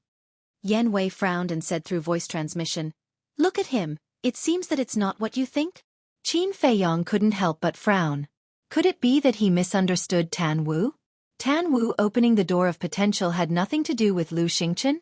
But that wasn't right. Apart from Lu Xingchen, who else in the Great Qin Empire had the ability to help Tan Wu open the door of potential? If Tan Wu opened the door of potential with his own ability, he wouldn't believe it even if he was beaten to death. Because in the Great Qin Empire, there were many people with better talent, comprehension, and aptitude than Tan Wu. If others couldn't do it, why could he do it? Or was Tan Wu acting now to cover up the truth? After thinking about it, Qin Feiyong really couldn't make a judgment and asked, "Then tell me, how did you open the door of potential?" Tan Wu shook his head and said, "I can't say, but I can guarantee that it has nothing to do with Lu Xingchen." "Guarantee?" Qin Feiyong smiled coldly and said, "Do you know? Right now, Lu Xingchen is my must-kill target. Do you think that I'll easily believe you? What's the situation? Isn't your relationship with him very good? Why would he become your must-kill target?" Tan Wu was bewildered. Qin Feiyong couldn't find the slightest trace of pretense in his eyes and expression. If Tan Wu was really acting now, then his acting skills were really too good. But if Tan Wu was not acting, then who helped him open this door of potential? "Really not saying?" Qin Feiyong asked once more. Tan Wu said, "I promised him I really can't say." A wave of viciousness immediately surged from between Qin Feiyong's brows. Grabbing Tan Wu's neck, he shouted, "I think highly of you, but it doesn't mean that I won't kill you. Don't challenge my patience. Even if you kill me, I won't tell you." Tan Wu shook his head without the slightest cowardice. Qin Feiyong burned with rage. Yan Wei suddenly reached his hand out, grabbed Qin Feiyong's shoulder, and transmitted his voice. "Don't be anxious, I've thought of a way." "What way?" Qin Feiyong secretly thought. "Can't your slavery seal peek into the other party's thoughts? You'll enslave him now. When he's thinking about this question in his heart, you'll naturally be able to get the answer." Yan Wei secretly thought. "That's right. Why didn't I think of it?" Qin Feiyong's eyes flashed. Tan Wu did not know that his slavery seal had this kind of ability, so he definitely would not be on guard. With this thought in mind, Qin Feiyong did not hesitate anymore, forming seals with both hands. A slavery seal instantly appeared out of nowhere. Following closely, with a wave of his hand, the slavery seal tore through the void and swept into the top of Tan Wu's head. "Ah!" Tan Wu immediately hugged his head and cried out in pain. But the excruciating pain in his head disappeared very quickly. Tan Wu sized himself up and looked at Qin Feiyong in surprise and asked, "What did you do to me?" Qin Feiyong did not answer and said, "I'll ask you one last time, who was it that helped you open the door of potential?" Under normal circumstances, when being interrogated by others, one would instinctively think of this question in their mind. And Qin Feiyong wanted to seize this opportunity to figure out the truth. "Don't force me, I really can't tell you." Tan Wu shook his head again. But in his heart he was sighing. Puzzled. Old Senior Qin, since you're so concerned about Qin Feiyong, then why don't you let him know all of this? Old Senior Qin. Qin Feiyong's gaze trembled slightly. Chapter 1167. Who was Old Senior Qin? Why didn't he know that there was such a person who possessed the pill to unlock the door of potential? No. Old Senior Qin? Surnamed Qin. Could it be that this person was a certain old senior of the Qin clan? But thinking about it, it didn't seem right. If it was really a certain old senior of the Qin clan, then they would definitely take it out to nurture the descendants of the Qin clan. But since young, he had never seen a potential pill in the imperial palace. Old Senior Qin, Old Senior Qin. Could it be that Old Senior Qin who guarded the pagoda? But immediately after, he denied this thought. If it was really that Old Senior Qin, then the emperor must also know about the existence of the potential pill. Qin Feiyong was puzzled. Suddenly, he grabbed Tan Wu's clothes again and shouted, "Who is the Old Senior Qin you're thinking of?" And Tan Wu was extremely surprised. How did Qin Feiyong know what he was thinking? Didn't you want to know what I did to you just now? I'll tell you now, that's an enslavement seal. After being controlled by the enslavement seal, I can peek into your inner thoughts through the enslavement seal. Qin Feiyong said solemnly. There's actually such a thing. Tan Wu turned pale with fright. Say it quickly. Qin Feiyong shouted. His patience was about to be worn out.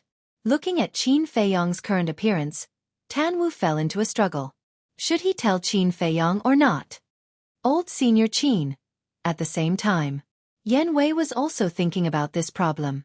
Suddenly, a look of surprise crawled up his face as he looked at Qin Feiyong and said, I heard from Fatso and the rest that you seem to have a relative called Qin Yuan, right?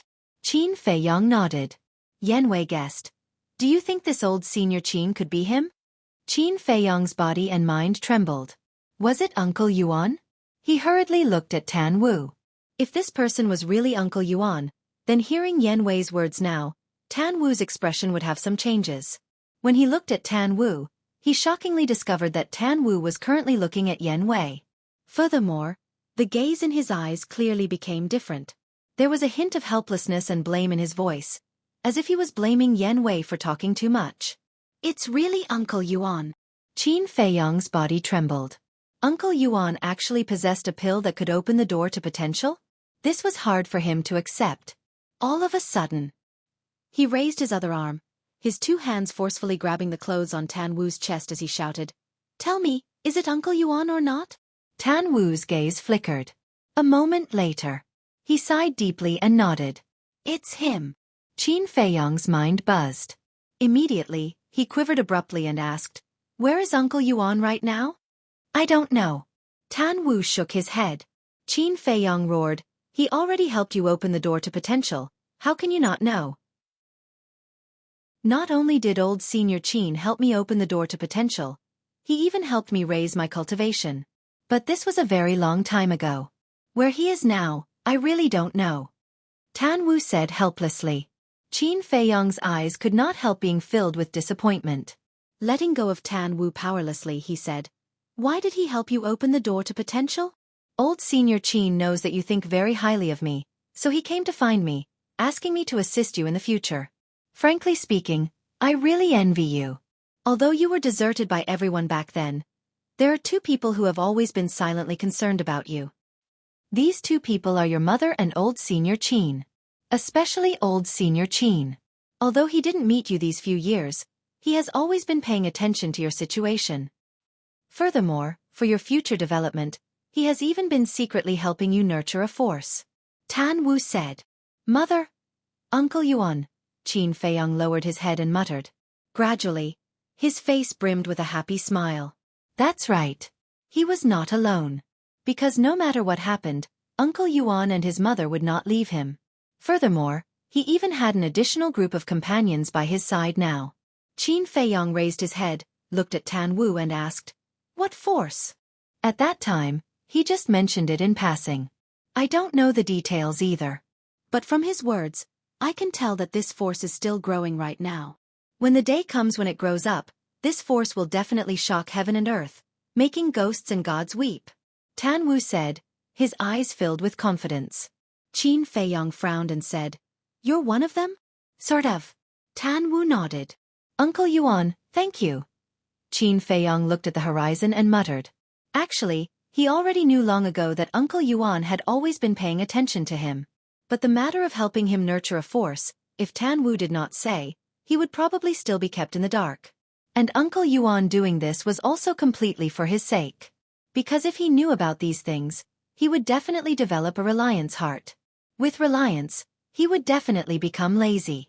Qin Feiyong retracted his gaze, looked at Tan Wu, and asked, "In the past, I invited you time and time again, but you refused. Why did you suddenly agree to assist me now?" "Forced by the situation. Seeing everyone get stronger day by day, while I'm still making progress in the same place, I feel anxious." The other factor is Old Senior Qin. Old Senior Qin is a person of virtue and prestige, someone I admire. "Don't think that I'm following you. Actually, I'm following Old Senior Qin," Tan Wu said with a smile. Qin Feiyong shook his head helplessly and said, "Looks like in your eyes, I still don't have the qualifications for you to follow." "You can say that." Tan Wu nodded. Veins immediately popped out on Qin Feiyong's forehead and he said, "Aren't you afraid of offending me?" Tan Wu smiled and said, "Are you that kind of petty person?" Qin Feiyong shook his head and smiled, removing the slavery seal. He believed in Uncle Yuan's vision. Since he was nurturing Tan Wu, then he definitely trusted Tan Wu 100%. However, Uncle Yuan grasping the medicinal pill to open the door of potential was truly somewhat beyond his expectations. This old man. He could not see through him more and more. Qin Feiyong shook his head, restrained his emotions, and asked Tan Wu, "Weren't you at the temple? Why did you return to He Province?" "Isn't it because of it?" Tan Wu pointed at the Hell Divine Hound. Qin Feiyong glanced at the Hell Divine Hound and asked suspiciously, "What do you mean?" "This has to start from a long time ago. I believe you guys must have heard of the legend of the Devil Dragon Mountain Range."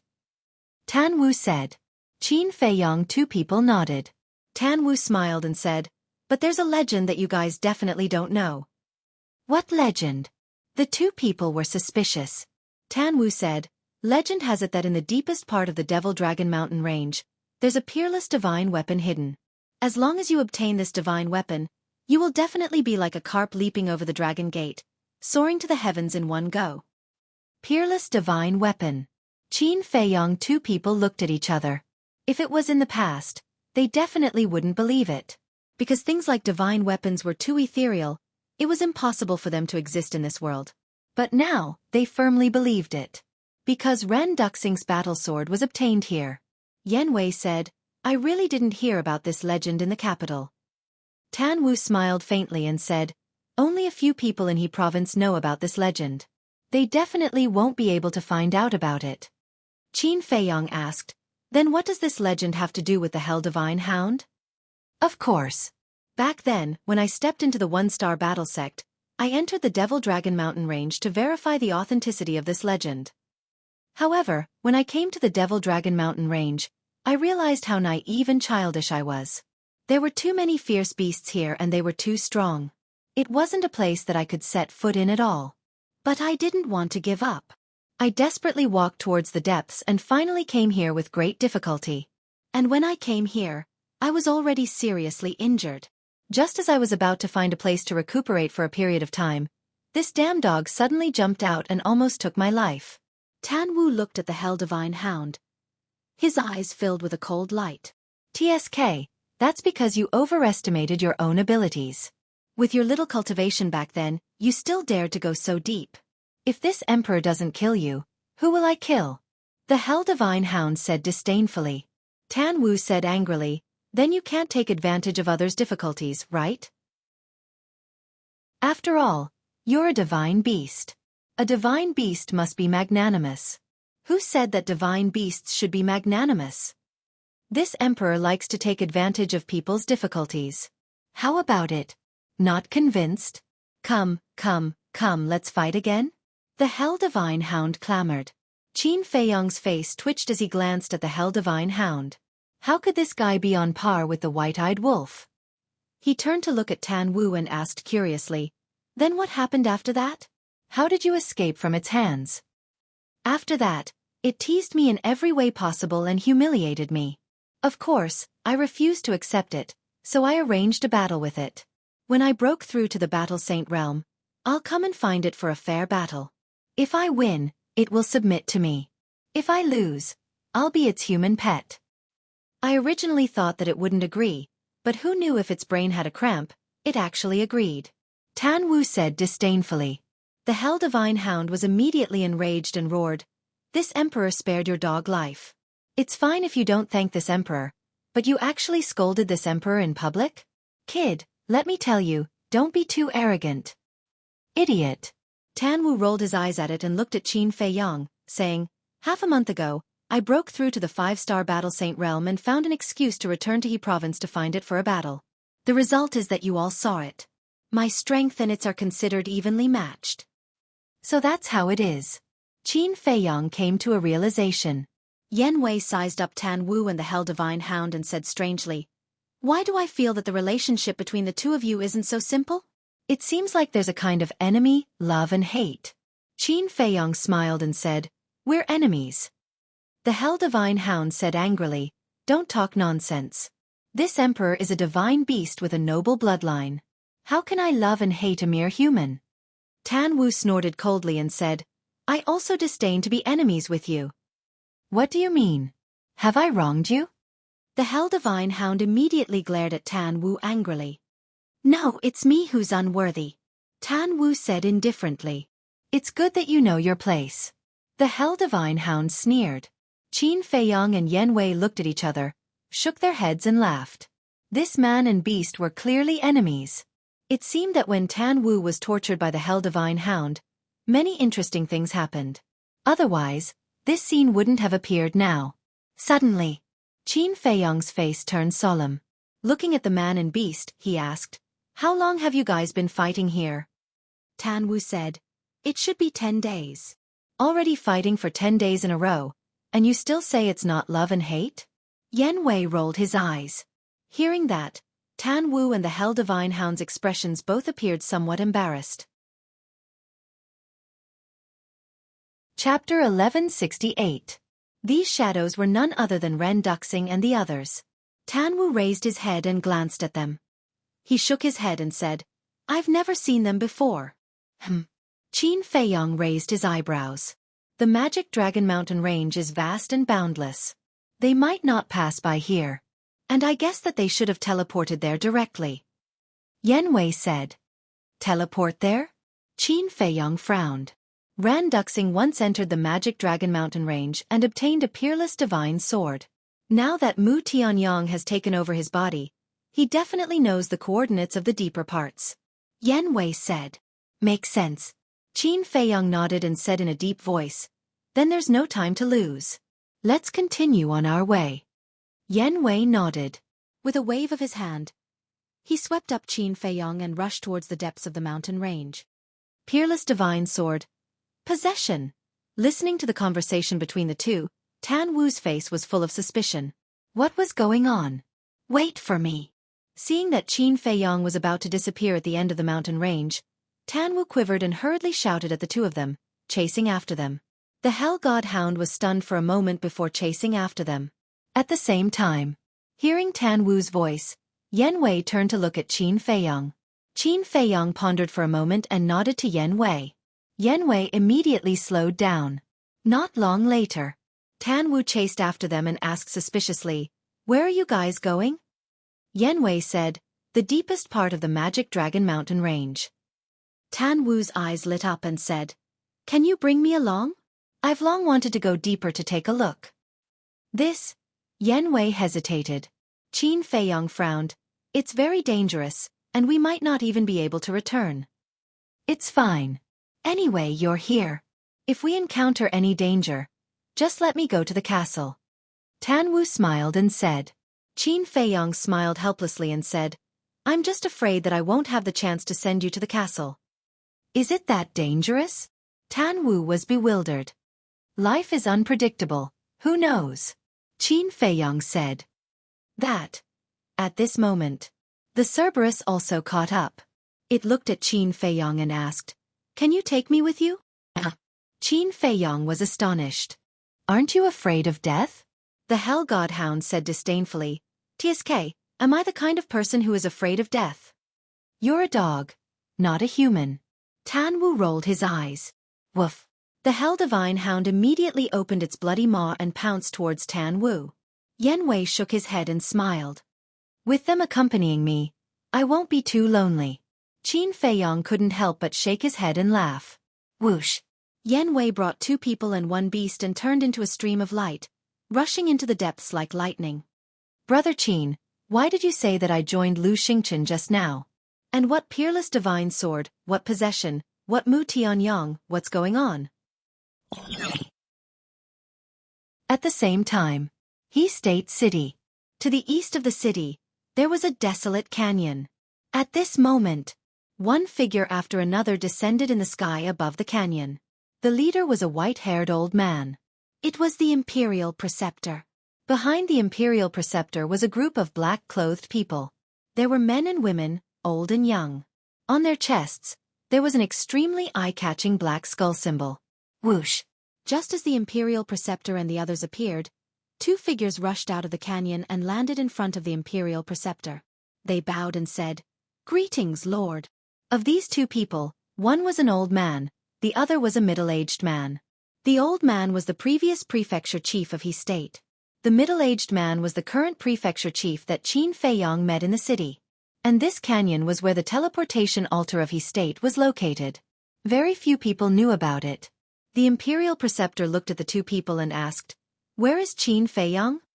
The middle-aged man said, "He was in the city not long ago, but I don't know where he is now." The State Preceptor's face immediately became filled with a vicious aura that couldn't be dispelled. He gloomily said, "Qin Feiyong is a serious criminal in the capital. You saw him, yet you didn't apprehend him in time and instead allowed him to leave. Do you know that this State Preceptor can sentence you to death right now?" "Spare me, Lord." The middle-aged man trembled and hurriedly knelt in the void to beg for mercy. He was also bitter in his heart. Even the people in the capital couldn't do anything to Qin Feiyong, let alone He State. But in the face of the Imperial Preceptor's obscene power, he could only endure silently. "Why aren't you investigating? I want to know where he is in an hour. Otherwise, bring your heads to me." The Imperial Preceptor looked at the 2 people and shouted. "Yes." The 2 people responded respectfully. They immediately opened the teleportation gate and appeared in the sky above the city. "How do we find him?" The middle-aged man looked at the old man helplessly. "Calm down. There must be a way." The old man pondered for a moment and asked, "Does Qin Feiyong have any accomplices?" "There is a middle-aged man." The middle-aged man's eyes suddenly trembled as he said in surprise, "Yes, it's him." The old man was puzzled. The middle-aged man said, "I saw him fly up from the city and whisper to Qin Feiyong. They should be asking about something." The old man was delighted and said, "This is a clue. Quickly bring people to investigate." The middle-aged man nodded and immediately turned to leave. In less than an hour, he returned and said to the old man, "I found it. That middle-aged man is in a restaurant asking for the coordinates of the Magical Dragon Mountain Range." "They are going to the Magical Dragon Mountain Range?" The old man was surprised. "Should be right." The middle-aged man nodded. The old man said in panic, "This is not good. Tan Wu is now in the Magical Dragon Mountain Range." "What? When did that kid come back?" The middle-aged man was surprised. "More than 10 days ago. It seems to be for that hellhound," the old man said. The middle-aged man said angrily, "This brat is too willful. Quickly inform him to be careful of Qin Feiyong." The old man nodded and took out the image crystal. Even the hellhound knew about it. It could be seen that the relationship between these 2 people and Tan Wu was not shallow. At the same time, Magical Dragon Mountain Range. Qin Feiyong and the others were flying above a forest as fast as lightning. "Stop!" Tan Wu suddenly shouted. Yan Wei braked and stopped in the air. He turned to look at Tan Wu suspiciously and asked, "What's wrong?" Tan Wu said, "Someone sent me a message. You guys retreat." Qin Feiyong and Yan Wei looked at each other and quickly retreated to the side. Humans are really troublesome. The hellhound muttered in dissatisfaction and also retreated to Qin Feiyong and Yan Wei's side. Tan Wu took out the image crystal. Bas! The image of the old man appeared. Greetings, Master. Tan Wu immediately bowed. The old man asked, "Are you still in the magical Dragon Mountain range?" "Yes." Tan Wu nodded. The old man said, "Then how is the battle with the hellhound going?" Tan Wu smiled bitterly and said, "Its cultivation has also become stronger. It is now a 7-star battle saint. If it continues, it should be a situation where both sides suffer. To be able to fight it to a draw in such a short period of time, you are not bad." The old man smiled, his face full of gratification. Then his face turned serious and he said in a deep voice, "You have to be careful these few days." "What's wrong?" Tan Wu asked. The old man said, "According to this old man's inquiry, Qin Feiyong may have also entered the magical Dragon Mountain range." Tan Wu was slightly stunned. He glanced at Qin Feiyong, who was not far away, and pretended to be surprised. He looked at the old man and asked, "Why did Qin Feiyong come to the magical Dragon Mountain range?" "I don't know.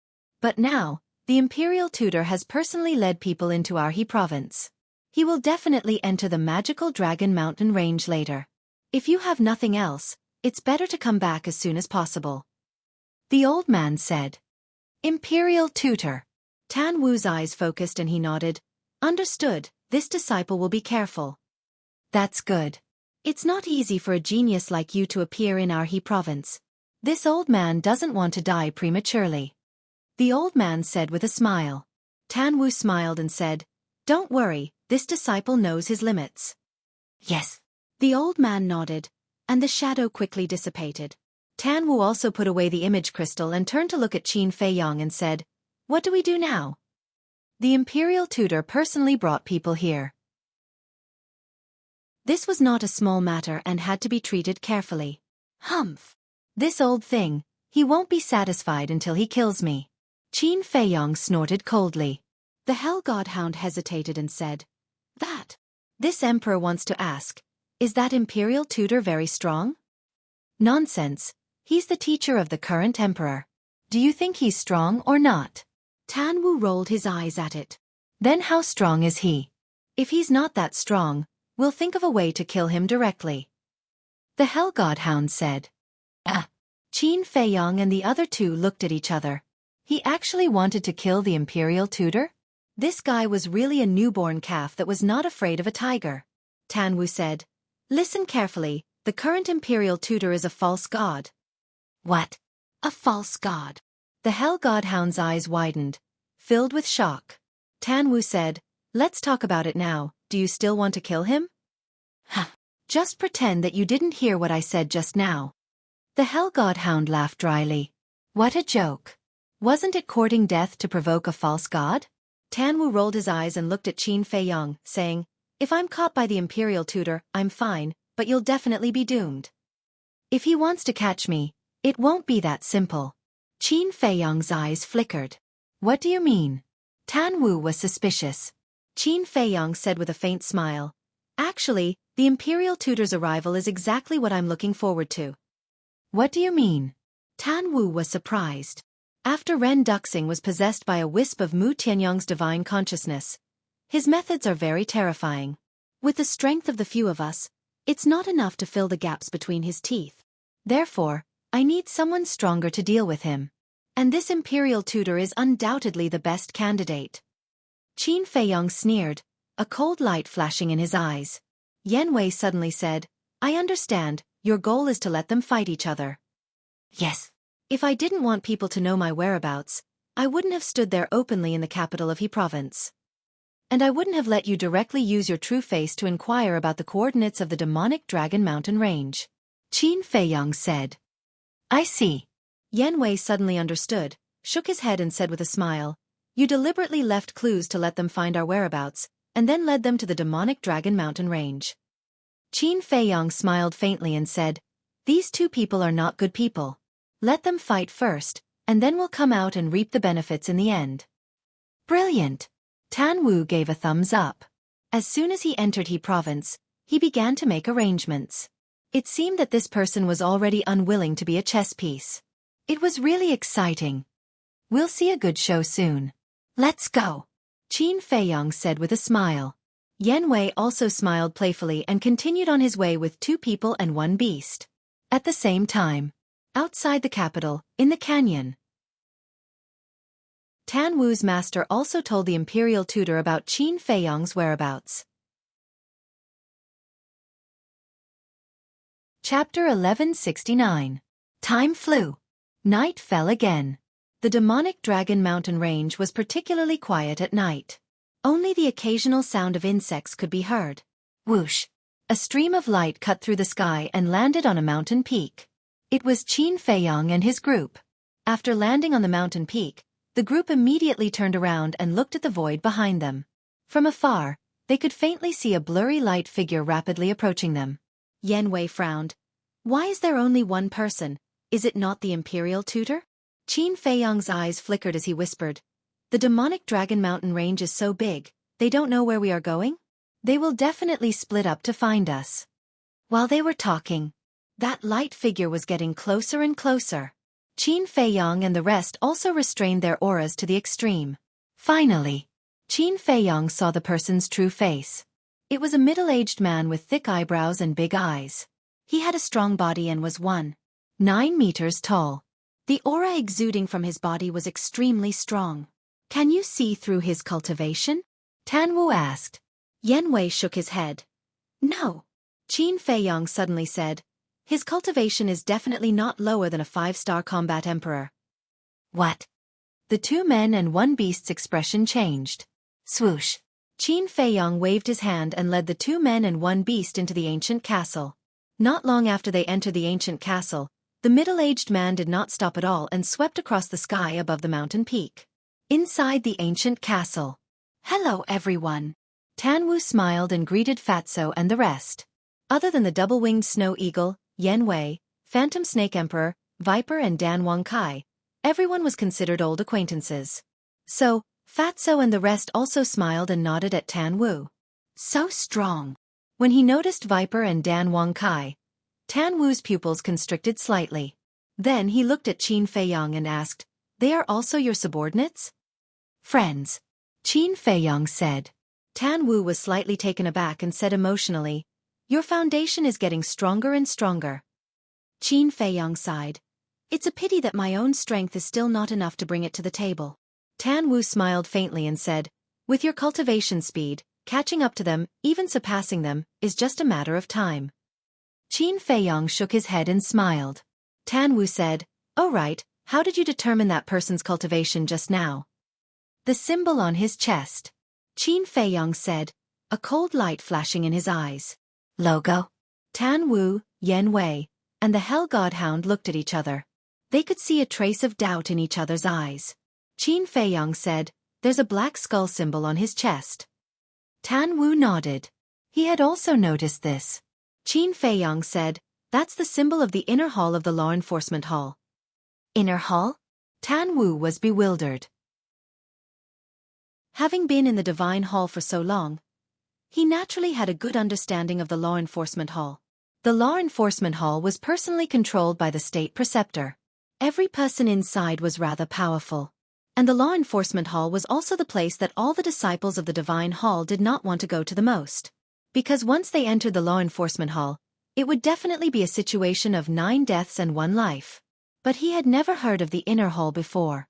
Those law enforcers that you usually see are only people from the Outer Hall. And the law enforcers of the Inner Hall are even more mysterious than the law enforcers of the Outer Hall. They never easily appear in front of people. Because they are death warriors secretly groomed by the Emperor and the State Preceptor. Each one of them is a 1 in 10,000 ruthless character. They will only appear when there's a particularly major emergency. Qin Feiyong said in a deep voice. "There's actually such a group of people." Tan Wu was tongue-tied. Qin Feiyong said, "This muddy water in the imperial capital is deeper than you imagine." Tan Wu asked, "Then are they the Emperor's trusted aides or the State Preceptor's trusted aides?" Under the heavens, all lands belong to the Emperor. Logically speaking, everything in the Great Qin Empire should belong to the Emperor, including these law enforcers of the Inner Hall. In the past I thought so too. But now, after experiencing so many things, I've changed some of my views. I feel that whether it's the people from the outer hall or the law enforcement hall, they should all be the state preceptor's trusted aides. Qin Feiyang said in a deep voice. Tan Wu said in shock. You suspect that the state preceptor wants to usurp the throne? Who knows? Qin Feiyang shrugged his shoulders. Tan Wu took a deep look at Qin Feiyang and asked, Then what are the conditions to enter the inner hall? Qin Feiyang said, First of all, cultivation. The lowest is a 5-star combat emperor. Tan Wu was secretly speechless. He really did not expect that there was such a mysterious department hidden in the imperial capital.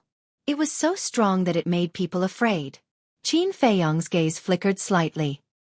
He looked at Tan Wu and said, I think you should go back. And Tan Wu raised his eyebrows. Don't misunderstand. I'm not looking down on you. I'm just afraid of implicating you. If the state preceptor finds out that you're with me, do you know what the consequences will be? Moreover, the people he brought this time are from the law enforcement hall's inner hall. I really don't have the confidence to protect your safety. Qin Feiyang said. Tan Wu's expression was uncertain. The Hell Godhound said, Hey, he's right. If you stay now, not only will you not be able to help him, you will only drag him down. Why do you care? Tan Wu glared at it angrily. The Hell Godhound snorted coldly and said, Don't be unhappy. This emperor is telling the truth. Scram. Tan Wu's face was pitch black and his veins were bulging. TSK, you don't know what's good for you.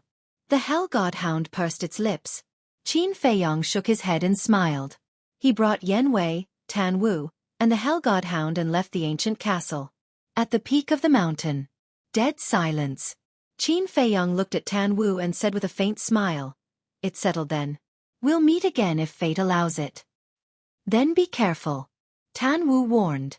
Qin Feiyang nodded and said with a smile. If there's a chance when you meet Uncle Yuan, send my regards to him. Okay. Tan Wu said with a smile. Qin Feiyang turned to look at Yen Wei and said, Let's go. Yen Wei waved his hand, swept up Qin Feiyang, and disappeared from Tan Wu and the Hell Godhound's line of sight without looking back. The Hell Godhound retracted its gaze and looked at Tan Wu, asking curiously, What's the background of this Qin Feiyang, to actually alarm the current state preceptor? Tan Wu said, He's the current emperor's son, the 14th prince. He's known as a monster that doesn't appear in 10,000 years. Fuck. The Hell Godhound's eyes went wide and it exclaimed, This background isn't small. But since he's the emperor's son, why would he fall out with the emperor like this? Tan Wu said, You fierce beasts won't understand the matters of us humans. You're looking down on me? The Hell Godhound was immediately enraged. I'm looking down on you. So what? Tan Wu looked at it provocatively. The Hell Godhound shouted, Then stop talking nonsense. Come, let's fight another 100 times. I'm not in the mood now. Tan Wu rolled his eyes at it, turned around, and returned the way he came. The Hell Godhound stood up and hurriedly chased after him, saying disdainfully, You're not angry anymore? You're too lousy. Tan Wu was silent. The Hell Godhound said, Speak, don't pretend to be mute. Aren't you annoying? Tan Wu was furious. The Hell Godhound waved its paw disdainfully and said, But then again, although Qin Feiyang has a few war emperors by his side, the people of the law enforcement hall's inner hall are far stronger than them. Moreover, there's the state preceptor, a fake god. Is Qin Feiyang their match? You don't have to worry about that. I understand Qin Feiyang. If he isn't confident, he won't take the risk. Tan Wu smiled confidently. Early morning. When the first ray of sunlight shone on the Demon Dragon Mountain range, everything began to gradually wake up. Roar! Chirp! The roars of the fierce beasts and the sharp cries of the birds resounded in the mountain stream, echoing in the air. Whiz! Under the lead of Yen Wei, Qin Feiyang was like a meteor, streaking across the sky like lightning, disappearing into the end of the mountain range. With the state preceptors group leading the way, they almost didn't encounter any fierce beasts along the way. Even if there was, with Yen Wei's current strength, he could easily deal with it. Unknowingly, they had already entered the depths of the Demon Dragon Mountain range. The fierce beasts here were even stronger, almost all of them between the 7-star war saint and the 9-star war saint. Occasionally, they would encounter a war emperor-level beast king. But even here, Qin Feiyong did not sense the mysterious power that was rumored to be able to plunder the life force of living beings. Roar! Suddenly, a war emperor-level beast king roared out from the mountain stream, opened its bloody mouth, and pounced towards Qin Feiyong. It was a red bull with a body of more than 100 feet, like a small mountain, ferocious and awe-inspiring. Seeing this, Yan Wei's gaze turned cold. He used the 9 steps of the demon and stepped on the bull's head. Accompanied by a loud crack, the bull's head was split into pieces on the spot. Reckless! Yan Wei snorted coldly, turned his head to look at Qin Feiyong and said, "Shouldn't you be preparing?"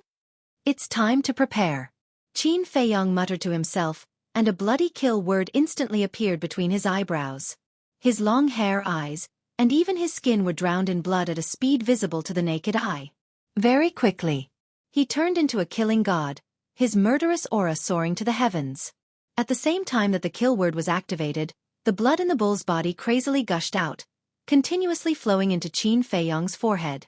In less than 3 breaths, the bull's blood was sucked dry and turned into a dried corpse. The two of them continued forward. Not long after, they saw a battlefield. The mountains and rivers were shattered, and the earth was cracked. But in the middle of the battlefield, there was a war emperor-level beast king lying on the ground. It was a huge black tiger, but it was already dead, its entire body dripping with blood. According to the wound, the giant tiger should have been dead for 3 to 4 hours. As for how it died, it was easy to imagine that it must have died at the hands of the Inner Hall's law enforcers. Although this giant tiger had the cultivation of a war emperor, its corpse was not of much value to those law enforcers. Because as the law enforcers of the Inner Hall, they had resources and wealth, so they did not care about this at all. However, to Qin Feiyong, this was a great treasure. The blood in the giant tiger's body had all been absorbed by him. His aura had also become stronger and stronger, and the murderous aura that exuded from his body had also become more and more astonishing. As for whether or not the Imperial Tutor would discover his aura, he was not worried at all. Because, whether it was the Imperial Tutor or the law enforcers of the Inner Hall, they were all faster than Yan Wei. Perhaps the Imperial Tutor and the others had already entered deeper into the Magic Dragon Mountain range. So, Chapter 1170. While Qin Feiyong was frantically stacking his cultivation base, in the deepest part of the demonic Dragon Mountain range, a group of people was standing in front of a huge stone stele. The one in the lead was Ran Duxing. Dongqing, Zhang, and the 4 sacred beasts stood respectfully on the left and right sides. The 3 people and 4 sacred beasts stared at the stone stele in front of them with heavy expressions. That stone stele was several hundred zhang tall, its entire body as white as jade. From afar, it looked like a giant sword that pierced the sky. And on the stone stele, there were several lines of words. Demonic Dragon Mountain Ranges Hinterland. Intruders, die. Every word seemed to be made of fresh blood, exuding a shocking murderous aura. Behind the stone tablet was an endless stretch of mountains and rivers. But inside the mountain range, there was no vegetation, no fierce beasts, not even a bug. There were only piles of white bones, dead silence. Zhang Jin retracted his gaze and looked respectfully at Ren Duxing, asking, "My lord, where did Dongqing get that battle sword in her hand?" "It's here." Ren Duxing pointed at the stone stele and said. Then, he leaped into the air and stood on top of the stone stele. Zhang Jin, Dongqing, and the 4 sacred beasts exchanged a glance and also leaped into the air, landing beside Ren Duxing. Immediately, they saw a crack in the middle of the stone stele. Ren Duxing said, "That battle sword was stuck in that crack in the past." Dongqing asked suspiciously, "Who left it behind?" "I don't know." Ren Duxing shook his head. Zhang Jin was puzzled. "Then why are we here this time?" Ren Duxing said, "After I escaped, I came to this place. There is a giant mountain in the depths of the hinterland, and there is a cloud of black fog floating on top of it. The aura emitted by that black fog even scared me." "What?" Zhang Jin, Dongqing, and the 4 sacred beasts paled. "Of course.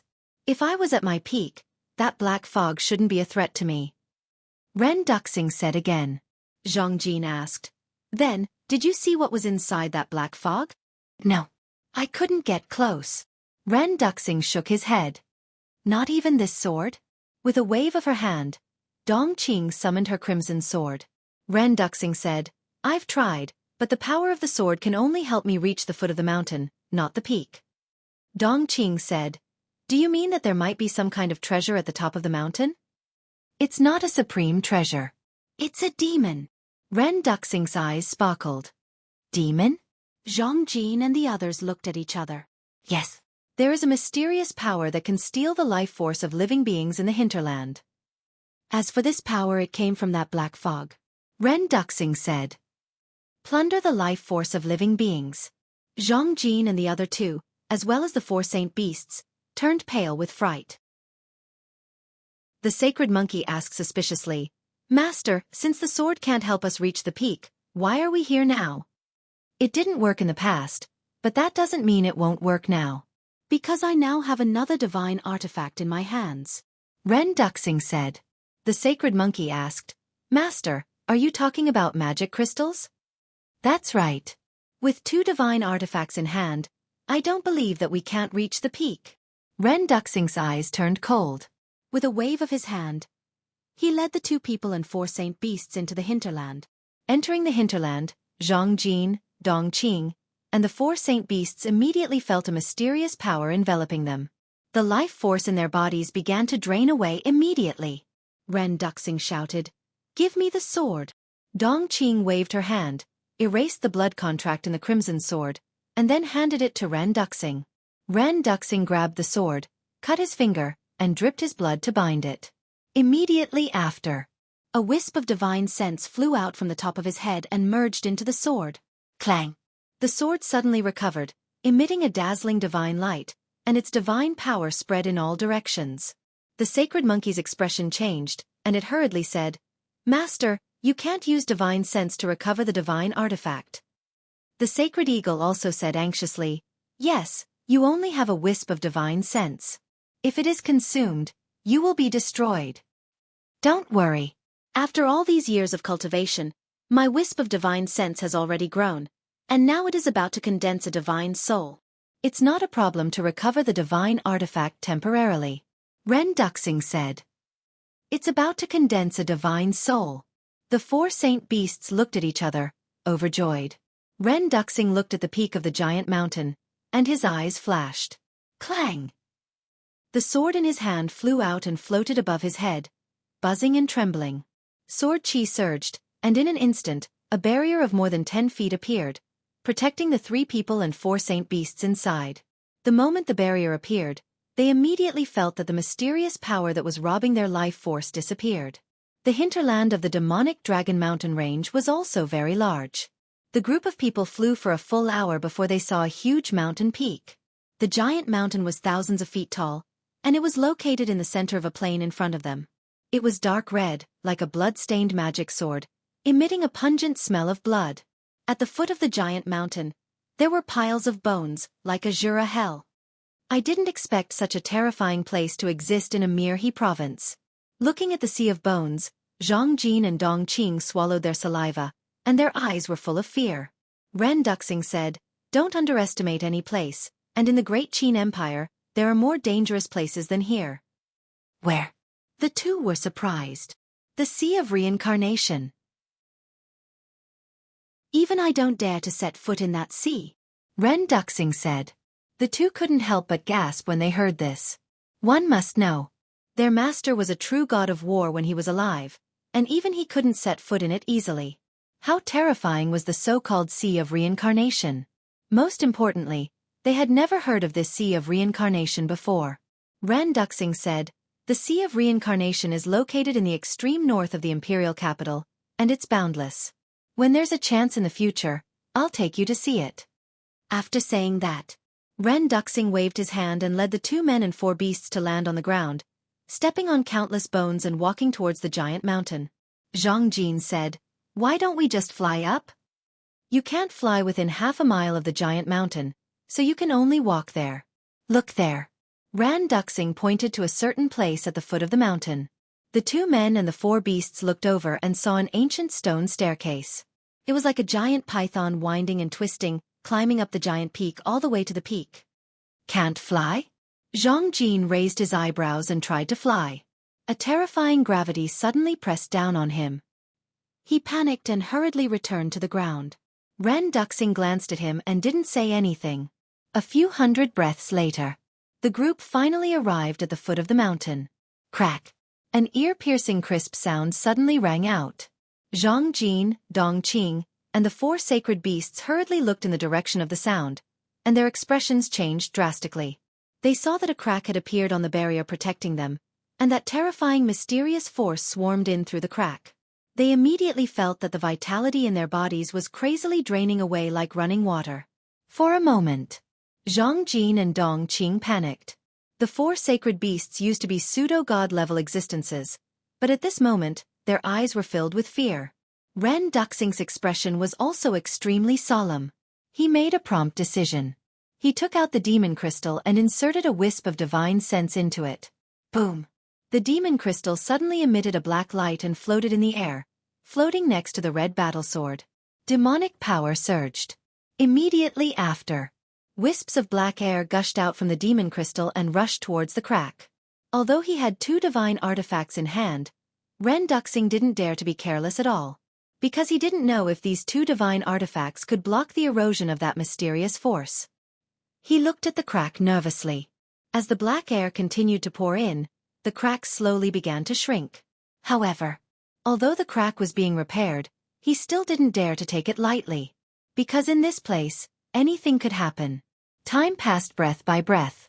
More than 10 breaths later, the crack was finally repaired, and the surging mysterious force was blocked outside. It wasn't until this moment that Ren Duxing secretly breathed a sigh of relief.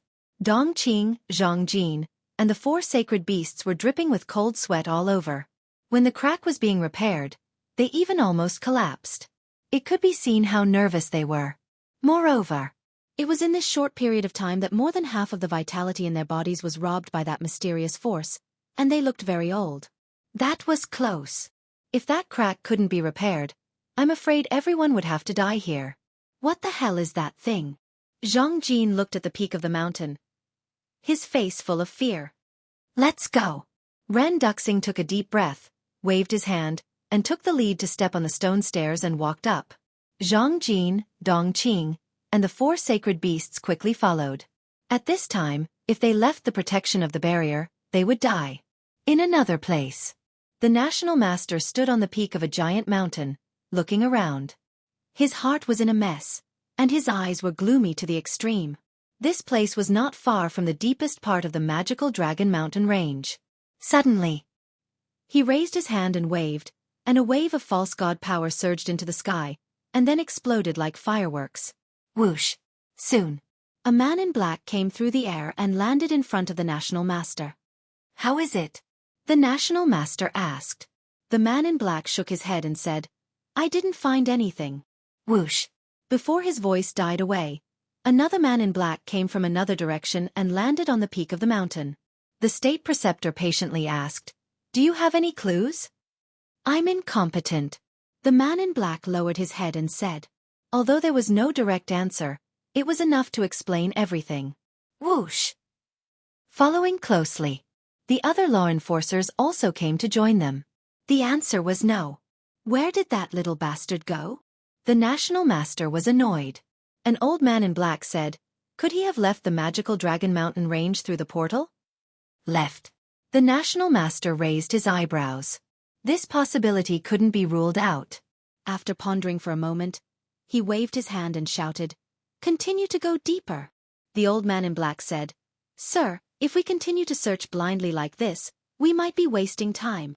The National Master looked at the old man in black and said expressionlessly, Haven't you noticed that this mountain range is not simple? Not simple? The old man in black frowned. The National Master said in a deep voice, A Mirhi province has so many battle sage and battle emperor level beasts. Isn't there something fishy about this? That's right.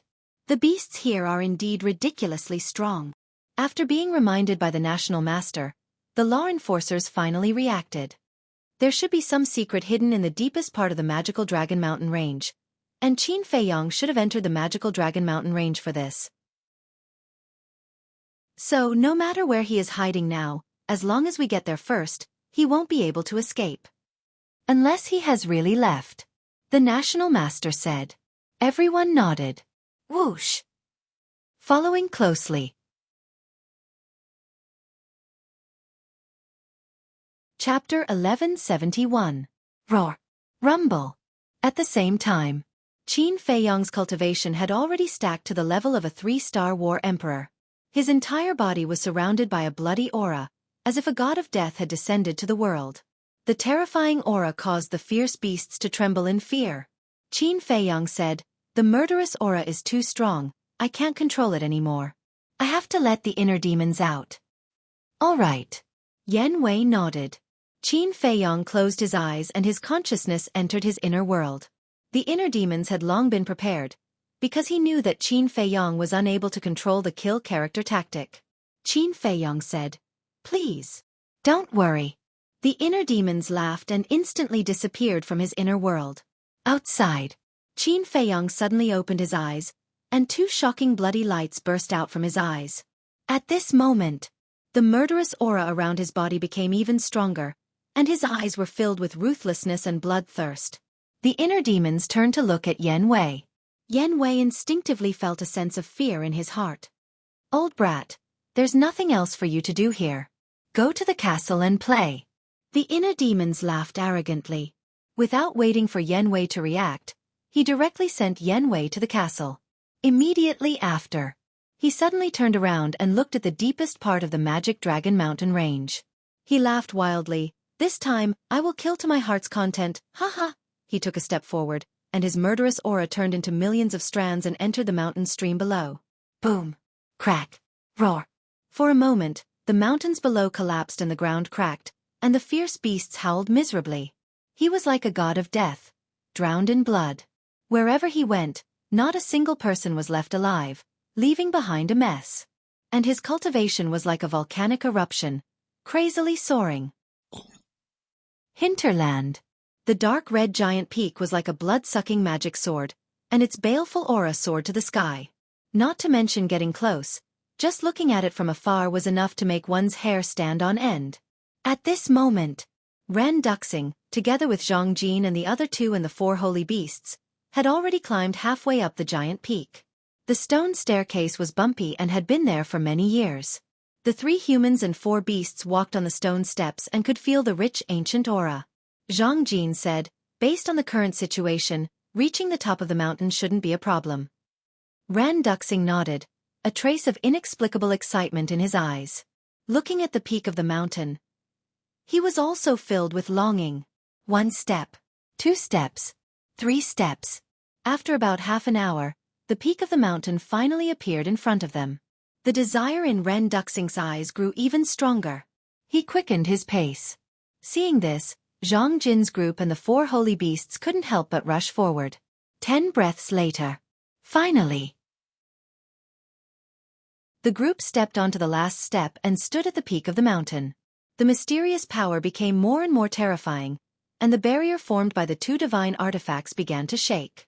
The peak of the mountain was as smooth as a mirror, as if it had been carved by a giant axe. At the center of the mountain peak, there was a cloud of black fog floating in the air. The black fog was surging, filled with a demonic aura, as if there was a peerless beast lurking inside, giving people a great sense of crisis. The moment they reached the peak of the mountain, Ren Duxing didn't look around but directly looked at the black fog. Dong Qing looked at the black fog and then looked at Ren Duxing. Her eyes flashed slightly and she said respectfully, "Lord, this subordinate has something to ask, but I don't know if it's appropriate." "Ask," Ren Duxing said. "When we were about to reach the peak of the mountain, your eyes became different from before. This subordinate wants to ask, did you already know what was inside?" Dong Qing said. "Yes." Ren Duxing nodded. "What is it?" Dong Qing was surprised. Ren Duxing stared at the black fog and said word by word, "A dragon claw." "Dragon claw." Dong Qing and Zhang Jin looked at each other, and the surprise in their eyes grew stronger. Dragon claw. At the same time, The four holy beasts also fell into deep thought. Suddenly, the holy monkey seemed to think of something and asked, "Lord, could it be the dragon claw of that dragon?" Yes. Ren Duxing nodded. Gasp. The four holy beasts suddenly gasped, and when they looked at the black fog again, their eyes were full of fear. But at the same time, there was a strong sense of greed. Follow me closely. Ren Duxing's eyes flashed, and he said in a low voice, and then walked toward the black fog. The four holy beasts followed closely behind Ren Duxing, looking extremely nervous. Seeing this, Zhang Jin and Dong Qing looked at each other and couldn't help but be vigilant. One had to know. The four holy beasts used to be at the pseudo-god level. Even they were so cautious, it could be seen that the so-called dragon claw was definitely not ordinary terrifying. The peak of the mountain was not big, only about 100 feet in diameter. The radius was only 50 feet. For Ren Duxing and the others, the distance of 50 feet was just a step. But at this moment, they were especially careful, as if they were walking on thin ice. 40 feet, 30 feet, 20 feet, 10 feet. A distance of 30 meters was undoubtedly a short distance for them. It could even be said that it was easy to get. The excitement on Ren Duxing's face was also undisguised. 50 feet, 30 feet, 10 feet, half a meter. Finally, they walked to the front of the black fog, and there was only a distance of half a meter between them. It was within reach. However, the boundary that protected them also shook more violently. But there was no sign of it breaking. Ren Duxing glanced at the boundary, secretly relieved, raised his arm, and stretched out toward the black fog. Crack. But just as he touched the black fog, and before he could see the dragon claw inside clearly, there was a cracking sound from the boundary. This cracking sound was not loud. But when it fell into their ears, it was like a clap of thunder, and their bodies and minds trembled. In an instant, they raised their heads and looked toward the source of the sound, and then their faces changed. They saw that a crack had appeared on the boundary in front of them, and under the erosion of the black fog, the crack was expanding at a speed visible to the naked eye. That terrifying mysterious force was like a flood that broke the dam, surging in. They immediately felt that the vitality in their body began to flow away crazily. But Ren Duxing did not have the slightest intention of retreating. He looked at the black fog, and his eyes flashed with madness.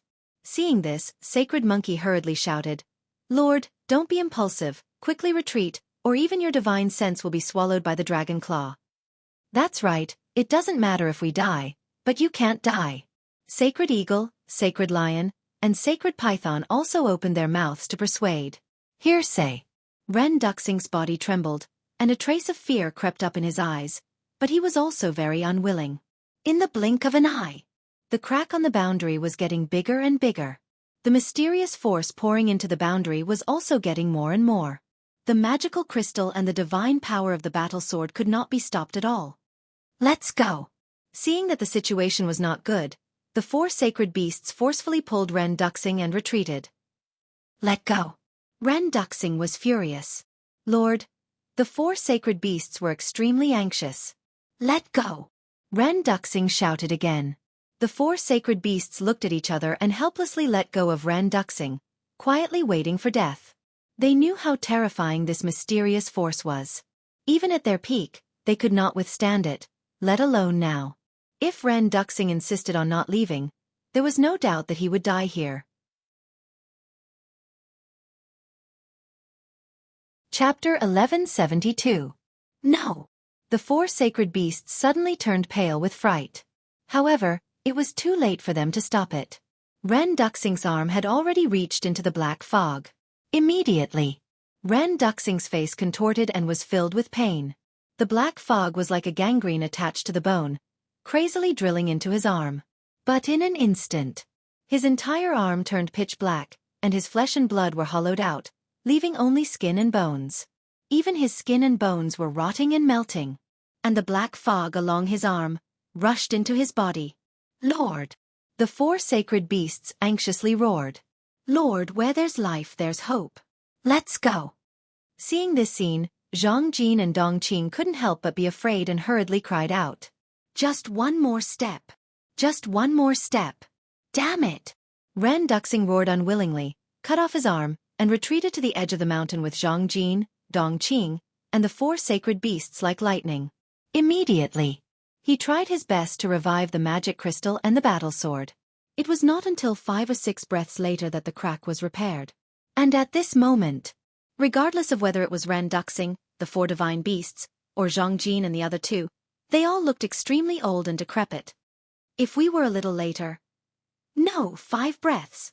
If we were 5 breaths later, we would all be buried here. Zhang Jin murmured. Yes. Dong Qing was also scared. At this time, her hair was white, her body was bent, and her youthful vitality was gone. She was like an old woman with 1 foot in the grave. The 4 sacred beasts also let out a long breath. However, Ren Duxing stared at the black fog, his eyes full of anger. It was clearly in front of him, and he could reach out and touch it, but now he could only look at it. This helplessness, this grievance, was driving him crazy. Zhang Jin, Dong Qing, and the 4 sacred beasts were silent, and they didn't dare to disturb him. Because they all knew that Ren Duxing was now on the verge of going berserk. If I was still in peak condition, I wouldn't be afraid of a mere dragon claw. Suddenly, Ren Duxing roared towards the sky. His voice was like a great bell that resounded for thousands of miles, venting the anger in his heart. Who is roaring? In the sky above a forest, the Imperial advisor and the others stopped in the void and looked in the direction of the hinterland in bewilderment. An old man in black said, "That's not Qin Feiyong's voice. It's very unfamiliar." Go. A cold glint flashed in the Imperial Preceptor's eyes, and the group of people immediately turned into streams of light and rushed toward the hinterland. The mountain peak. Time passed by slowly. After Ren Duxing calmed down, the holy monkey comforted him. "My lord, don't worry. I believe that no one in the world can take away this dragon claw. It won't be too late to take it away when you recover your peak strength." "What do you know?" Ren Duxing suddenly turned around and glared at it angrily. "Did I say anything wrong?" Saint Monkey shrank his neck and asked cautiously. "Wrong, very wrong." Ren Duxing roared. Saint Monkey was puzzled. Ren Duxing said, "Do you know about the demon dragon's heart and demon dragon's eye?" Saint Monkey thought for a moment and asked, "Are you talking about the demon dragon's heart and demon dragon's eye that were sealed in the Forgotten Continent?" "Yes. Now they have fallen into Qin Feiyong's hands," Ren Duxing said in a deep voice. "What? He has this ability?" Saint Monkey was stunned. Saint Eagle, Saint Lion, and Saint Python were also very surprised. Ren Duxing said, "Mu Qing told this to Lu Xingchen when she went to the imperial capital to rescue Qin Feiyong. Later, Lu Xingchen told me, so it is absolutely true. Qin Feiyong indeed doesn't have this ability, but the ancient castle and Chong Shui on him can." The ancient castle. Chong Shui. The eyes of the 4 saint beasts trembled. Even the demon dragon's heart and demon dragon's eye could be taken away. What level were these 2 divine artifacts? I originally thought that the Chong Shui and the ancient castle were divine artifacts of the same level as the battle sword and demon crystal, but now I know that I was wrong. The Chong Shui and the ancient castle are far superior to the battle sword and demon crystal. If I had known earlier, I would have thought of a way to snatch the Chong Shui and the ancient castle in the ruined lands. Ren Duxing said, his face full of regret. Zhang Jin said, "As long as Master wants, there will be a chance at any time." Ren Duxing glanced at him and shook his head. "You underestimate him too much. He is not as easy to deal with as you think. Once you fight with him, once you miss the opportunity, it will be difficult to find another opportunity." Zhang Jin raised his eyebrows, looking a little unhappy. Ren Duxing mercilessly said, "Don't be unconvinced. Although your cultivation has skyrocketed, compared to him, you are still far behind." Zhang Jin was indeed very unconvinced. He also admitted that he could not be compared to Qin Feiyong in the past. Just like in the state capital, Qin Feiyong rose rapidly like a shining star, and he was just a nobody at that time. He could only stand in the distance and silently look up. But now, he had been reborn, and was no longer the humble and pitiful worm of the past. Even in terms of cultivation, over the years, not only did he catch up to Qin Feiyong, but he also far surpassed Qin Feiyong. So, now, facing Qin Feiyong, he no longer had that sense of inferiority. He even felt that he was stronger and more outstanding than Qin Feiyong. No, than anyone else.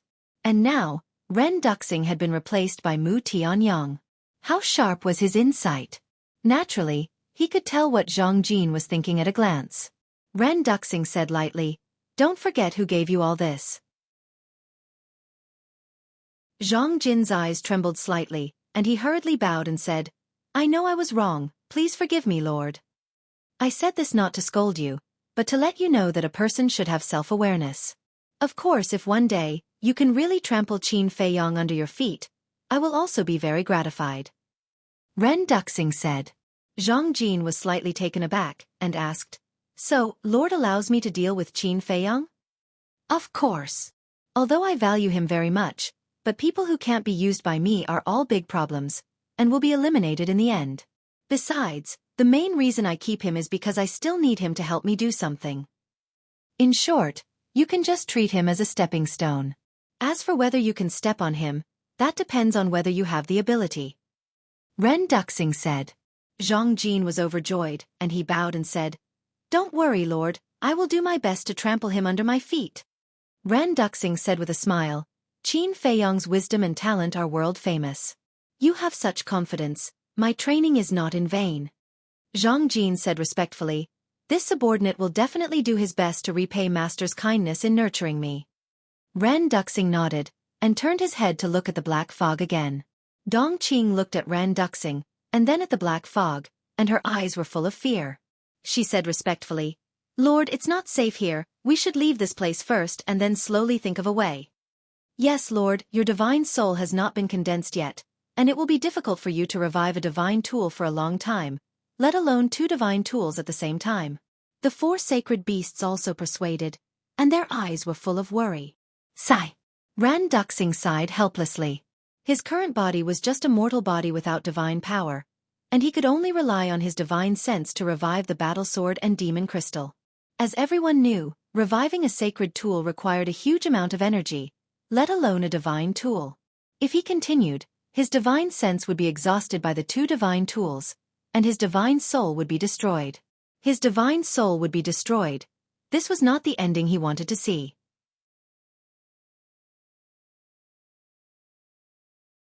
Chapter 1173. The stone tablet was hundreds of feet tall, standing between heaven and earth like a towering mountain. After retreating from the hinterland, Ren Duxing stood above the stone tablet, looking at the giant peak with flickering eyes. Zhang Jin's eyes flashed slightly, and he suggested, "My lord, why don't we go to Lu Xingchen and get the space divine item?" Dong Qing suddenly said, "Yes, the space divine item is also a divine artifact. Together with the demonic crystal and the battle sword, there are 3 divine artifacts. Maybe they can block the erosion of the black fog." Ren Duxing shook his head and said, "Although the space divine item is a divine artifact, it doesn't have much power." In other words, Lu Xingchen's space divine item didn't have much of a defense against the erosion of the black fog. Hearing this, Zhang Jin frowned. Suddenly, he seemed to think of something and asked, "What about your divine bones?" Ren Duxing was silent. "What do you mean?" Zhang Jin and Dong Qing looked at each other. They didn't understand what Ren Duxing was thinking. Holy Monkey glanced at Ren Duxing and said angrily, "There are some things you don't understand. Don't make suggestions." The 2 looked at it in confusion. The owner of this dragon claw was stronger than my lord when he was alive. Although he only has 1 dragon claw now, my lord is now weak. Although my lord's divine bones are the body of the god of war, he can't exert his peak strength without the divine soul and divine blood. So, even if my lord's divine sense enters the divine bones, he can't shake this dragon claw. Holy Monkey said. Holy Eagle said in a deep voice, "This is only the second thing. The most important thing is that if my lord's divine bones are damaged, it will undoubtedly be more difficult for my lord to recover his peak strength in the future." Stronger than my lord at his peak? Zhang Jin and Dong Qing were dumbfounded. Yes. The 4 divine beasts nodded. Zhang Jin said, "What kind of monster is it?" Monster? Holy Monkey was stunned and sighed. This name is indeed suitable for it. After that it fell silent. The other 3 divine beasts also fell silent. Seeing this, Zhang and Jin looked at each other, their eyes filled with disbelief. But seeing that the 4 great sacred beasts refused to say anything, They didn't dare to continue asking. Time slowly passed. After an unknown period of time, Ran Duxing clenched his fists and said in a low voice, "I must get my hands on the dragon claw today. I'll go to the Imperial City immediately to look for Lu Xingchen and retrieve my divine bone." "My lord, this is no small matter. You must think twice." "That's right. Besides, Lu Xingchen is currently in the Imperial capital, and the teleportation altar is located in the mountain behind the palace. With Old Man Qin guarding it, we can't enter." The 4 great saint beasts were startled, and they hurriedly replied, "Don't you know what to do?" Ran Duxing shouted. The 4 holy beasts shrunk their necks and lowered their heads in silence. If there was only one Elder Qin in the Imperial capital, they would have dared to take a risk. However, there were other false gods in the Imperial capital. With their current strength, entering the Imperial capital was simply courting death. "I'll go." Suddenly, Zhang Jin gritted his teeth and said, The 4 holy beasts looked at him in surprise. Zhang Jin said, "Qin Feiyong has snuck into the Imperial capital many times without being discovered. I believe that I have the ability to do the same." Dong Qing frowned slightly and said, "It seems that you're going to compete with Qin Feiyong until the end." Zhang Jin sneered and said, "Every dog has its day. I've endured humiliation for so long. It's time for me to rise." "Very good." Ran Duxing nodded and was very impressed. He waved his hand and said, "Go, I'll wait for you here." Zhang Jin opened the teleportation gate and walked in confidently. Looking at Zhang Jin's back, Dong Qing raised her eyebrows and turned to Ran Duxing.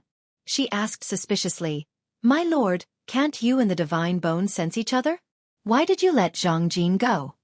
Ran Duxing said, "The divine bone and I can sense each other, but it's only limited to the 9 provinces. Now that the divine bone is in the Imperial capital, I can't sense his location, let alone contact him." Dong Qing nodded her head in understanding. The holy monkey said, "My lord, I still have to advise you to reconsider." Ren Duxing waved his hand and said, "Don't say anything more. If I don't take the dragon claw this time, it will definitely fall into Qin Feiyong's hands again." The holy monkey was puzzled. He doesn't know that we're here, and he doesn't know that the dragon claw is here. How will it fall into his hands? Ran Duxing put away the demonic crystal and then grabbed the battle sword. He said, "Because I told him that this battle sword was found in the magical Dragon Mountains. With his suspicious personality, he will definitely come to the magical Dragon Mountains to check it out sooner or later." The holy monkey raised its eyebrows. Isn't his lord being too paranoid? Whoosh! At this moment, the sound of something breaking through the air was heard. Someone's coming? It can't be Qin Feiyong, can it? The holy monkey turned around, its eyes full of surprise. At the same time, Ran Duxing, Dong Qing, and the other 3 holy beasts also frowned and looked up. They saw streaks of light flashing through the air in the distance. The leader was an old man. He had white hair and a white beard, and he looked like an immortal. But at this moment, the old man's eyes were extremely gloomy, giving off a bone-chilling coldness. Behind the old man was a group of black-clothed men. They were all serious and their eyes were as sharp as blades. "It's him." Dong Qing's pupils suddenly shrank when she saw the old man. "Who is it?" The holy monkey asked in a low voice. "The state preceptor." Zhang Jin said. "That's right. The people who came with the state preceptor and the law enforcers of the inner court." "What?" The holy monkey's expression changed, and its eyes became extremely solemn. The holy eagle, holy lion, and holy python also tensed up and became cautious. Then they looked at Ran Duxing.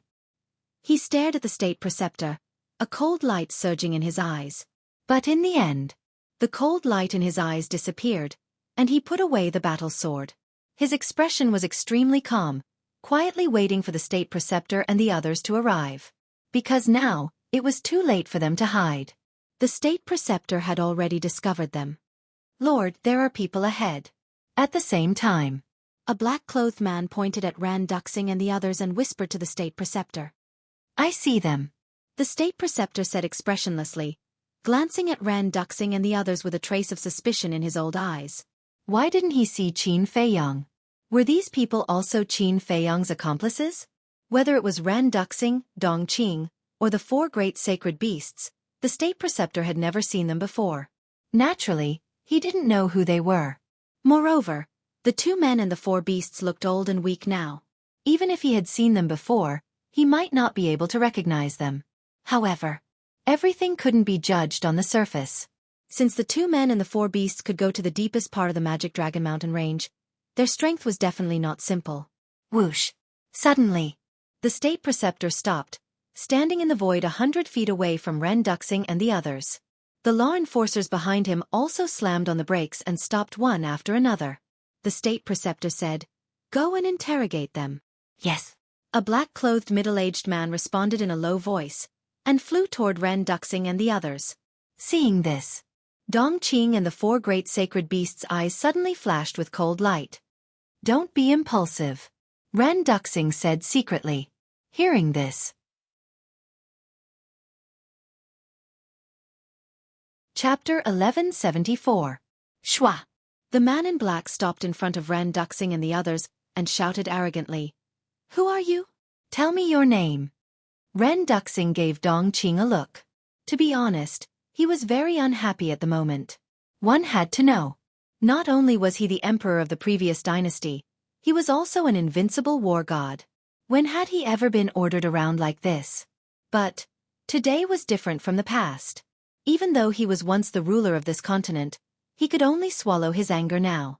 Dong Qing understood and took a step forward. Looking at the imperial tutor, he cupped his hands and smiled. "I am Dong Yun." Saying that, she pointed to Ren Duxing and said, "This is my big brother, Dong Rue." Then she pointed to the four sacred beasts and smiled. "They are the fierce beasts that we siblings have subdued." After introducing them one by one, Dong Qing smiled and asked, "May I ask what business you have with us?" "Dong Yun, Dong Rue?" The man in black frowned. What an unfamiliar name, and asked, "Where are you from? What are you doing in the Magic Dragon Mountain range?" Dong Qing laughed hoarsely. "We are hidden cultivators from the He province. Naturally we came to the Magic Dragon Mountain range to explore." At this moment, her face was old, her body was stooped, and her long hair was snow white. Her laughter gave off a cold feeling. A hidden cultivator from the He province? The man in black raised his eyebrows. He was a 6-star war emperor, so he could naturally see through the cultivation of Ren Duxing and the others. The lowest was a war saint, and there were even war king. One had to know. Whether it was the He province or the other 8 provinces, the strongest person with a cultivation base was the 9-star war sect. Furthermore, the people of the imperial capital, in their subconscious, did not believe that there was an existence that surpassed the war sect in the 9 provinces. So, no matter how he looked at it, he felt that the two people in front of him were suspicious. The man in black's eyes flashed, he took out 2 Heaven's Eye stone, looked at Dong Qing and Ren Duxing, and said, "I need to verify your identities." Ren Duxing's expression was calm, but the anger in his heart had already ignited. Such behavior was a great disrespect to him. Dong Qing was also annoyed. She glared at the man in black and said, "Sir, we've only met by chance. Don't you think it's inappropriate for you to be so aggressive?" "Inappropriate?" The man in black sneered. Dong Qing added, "Besides, you don't have the right to question us." "No authority?" The man in black smiled, but his smile was full of ridicule. He took out a black token from his bosom and said, "Do you know what this is?" On the front of the token was a small black sword. Although it was only an icon, one could still feel the bone-piercing sharpness of it. On the other side, there was a black skull. It looked just like a real skull and was extremely terrifying. Dong Qing glanced at the token and shook her head.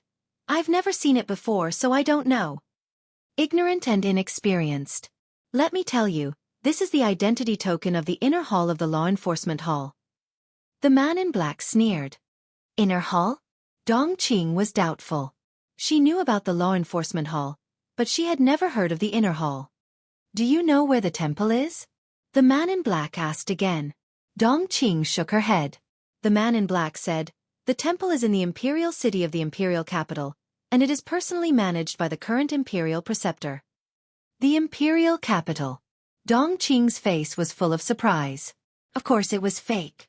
The man in black said proudly, The law enforcement hall is the highest authority in the imperial capital, and we have the power to kill all living beings in the Great Qin Empire. So powerful? Dongqing was dumbfounded. The man in black smiled proudly, pointed at the imperial preceptor, and asked, "Do you know who he is?" Dongqing shook her head again. The man in black said, "He is the current imperial preceptor, the master of the current emperor, and an invincible god." What? Dongqing's body and mind trembled, and her face was full of horror. But in her heart, she sneered. He was only a false god, but he insisted that he was a god. How shameless! The man in black put away the token and shouted, "Now tell me, do I have the authority or not?"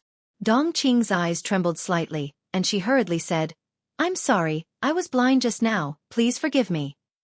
After saying that, she stepped forward and respectfully took the Heaven's Eye stone. The man in black sneered.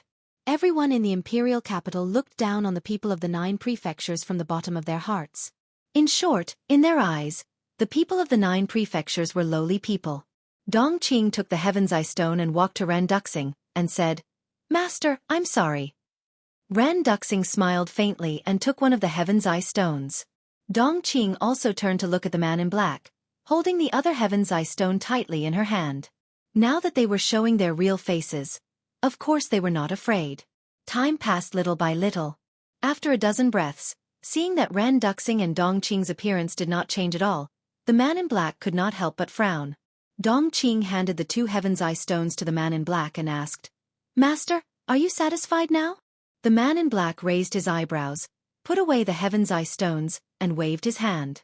Battle chi surged out, and a shadow condensed. It was Qin Feiyong. The man in black asked, "Have you seen him?" Dongqing glanced at the shadow and shook her head. "No. You really haven't seen him?"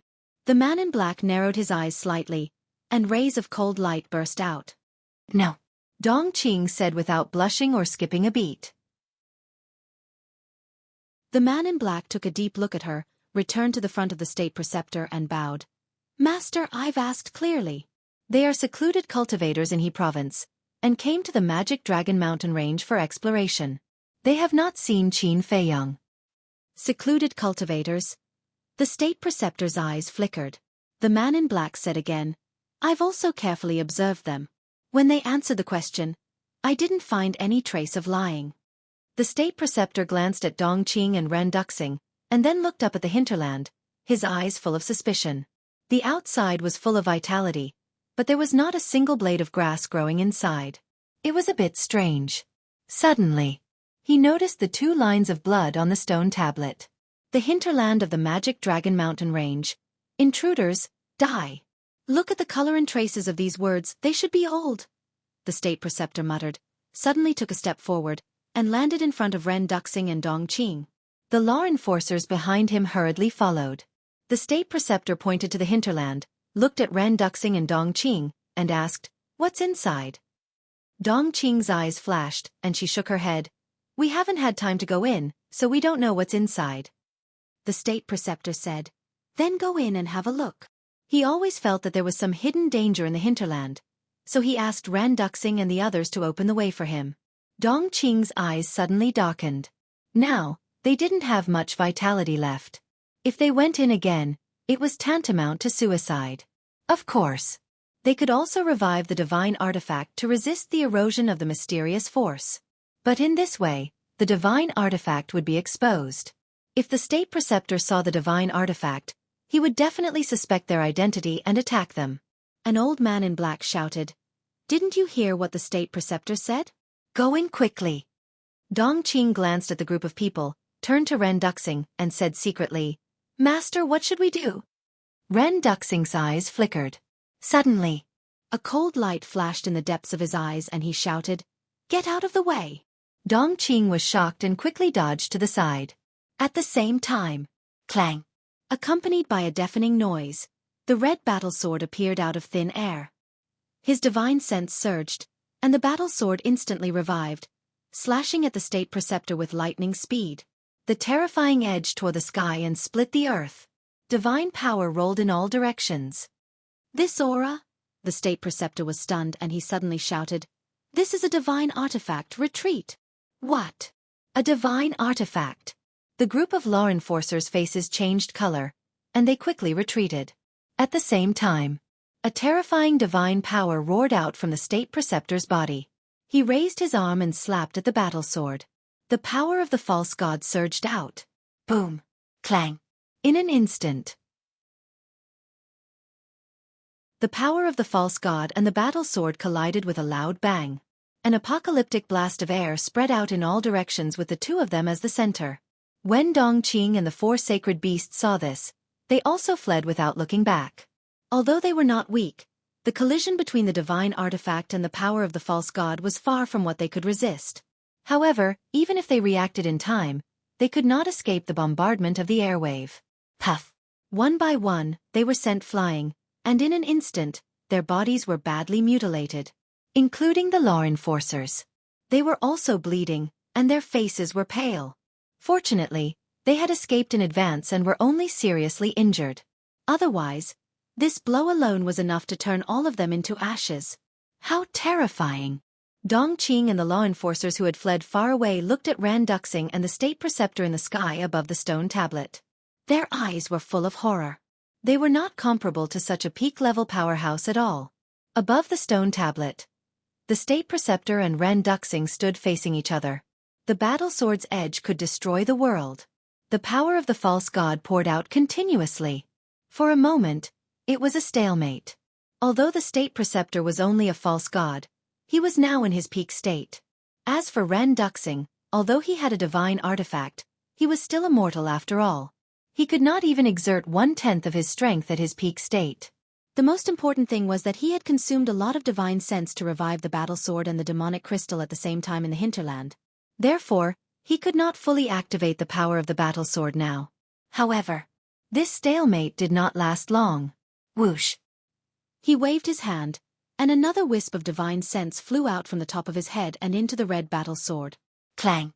The battle sword suddenly shone brightly, and thousands of sword chi burst out, and its aura soared in an instant. Boom! Immediately, the battle sword destroyed the power of the false god easily, and with thousands of sword chi, it slashed toward the state preceptor's head. Puff! The state preceptor spat out blood, and his face was pale. Feeling the world-destroying sharpness, his body and mind tensed up, and he took a step forward without hesitation. The battle sword brushed past his shoulder. Boom! The sword chi tore the sky apart, and a huge bottomless ditch was cut in the ground below by the sword. The billowing dust covered the sky and the sun. Although the state preceptor escaped death, he was still injured by the sword chi. Half of his body was instantly mutilated, and his divine blood splattered. Then, like a meteorite, he fell into a mountain stream not far away. Boom!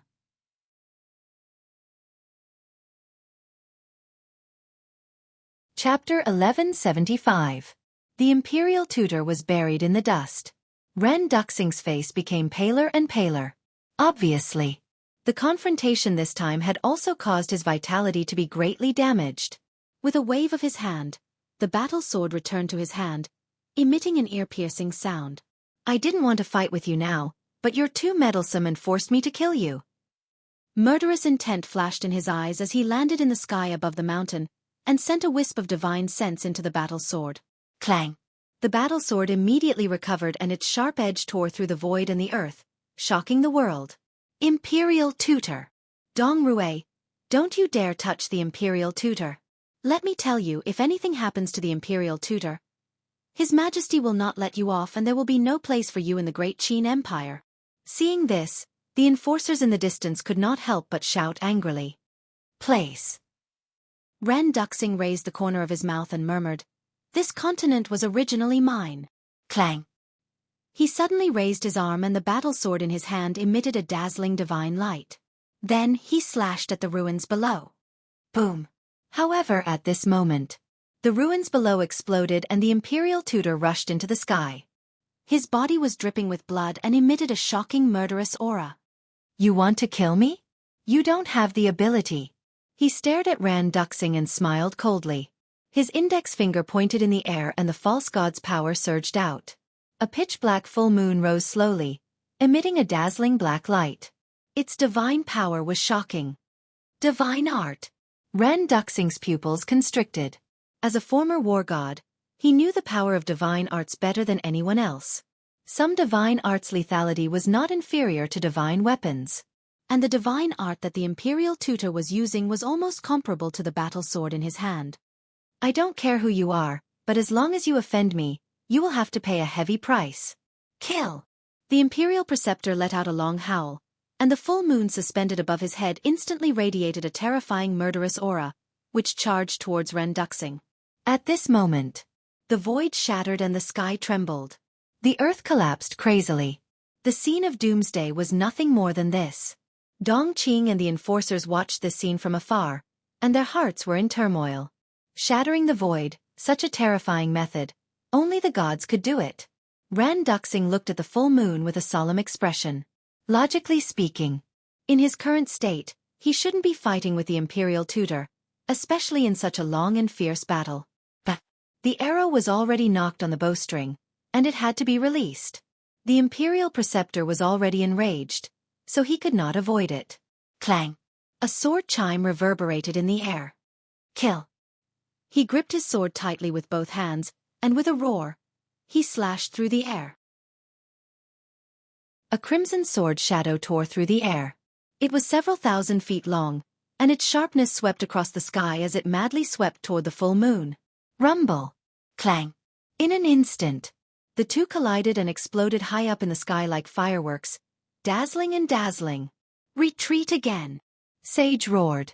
As a former fake god, it knew how terrifying the battle between Ren Duxing and the Imperial Master was. Whoosh! Hearing the holy monkeys roar, Dongqing and the other 3 holy beasts immediately turned around and fled without looking back. When the enforcers saw Dongqing and the 4 sacred beasts fleeing, they also fled for their lives. Boom! Crack! Their decision was wise. The reason for that was because right after they fled, the aura that was capable of destroying the world surged forth.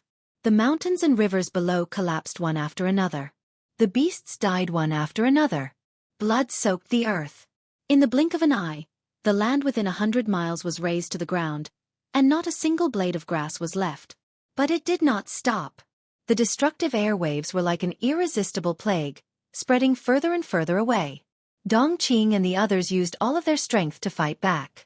However, in the end, they were still swept away by the airwaves and were sent flying.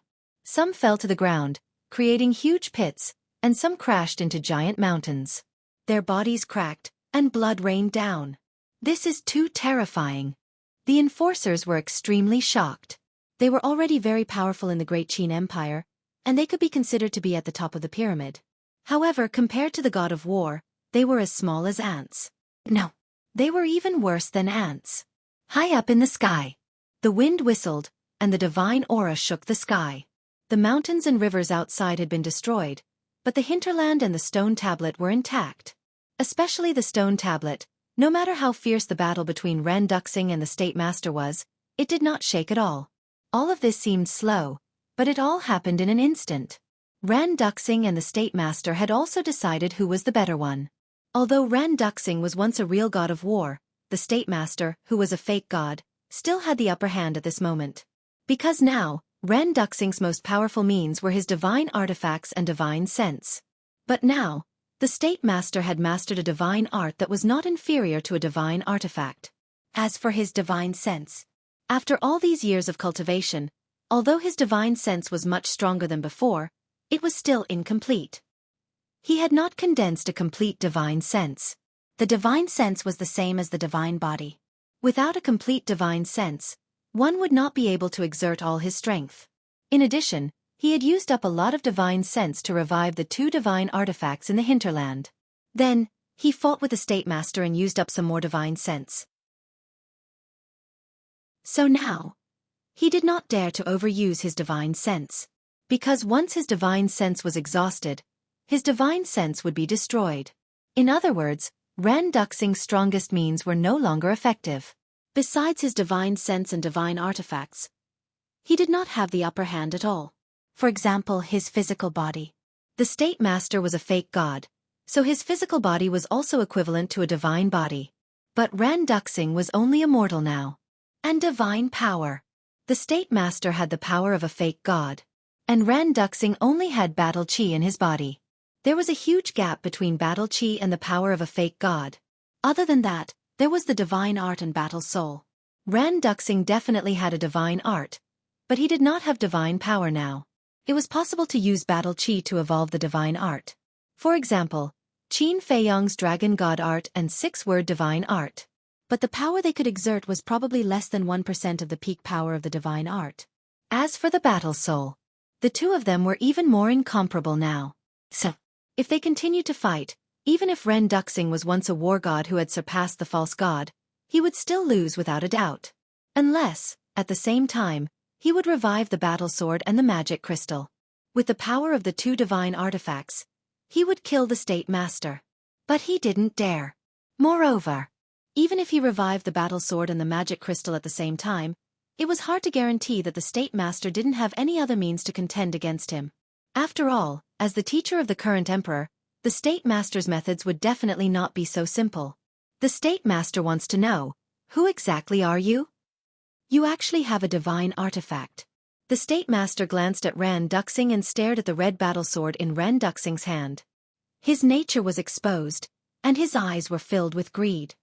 Who am I? Ha ha! Ran Duxing laughed loudly, his long hair fluttering in the wind, his clothes fluttering, and his entire body emitting an astonishing domineering aura.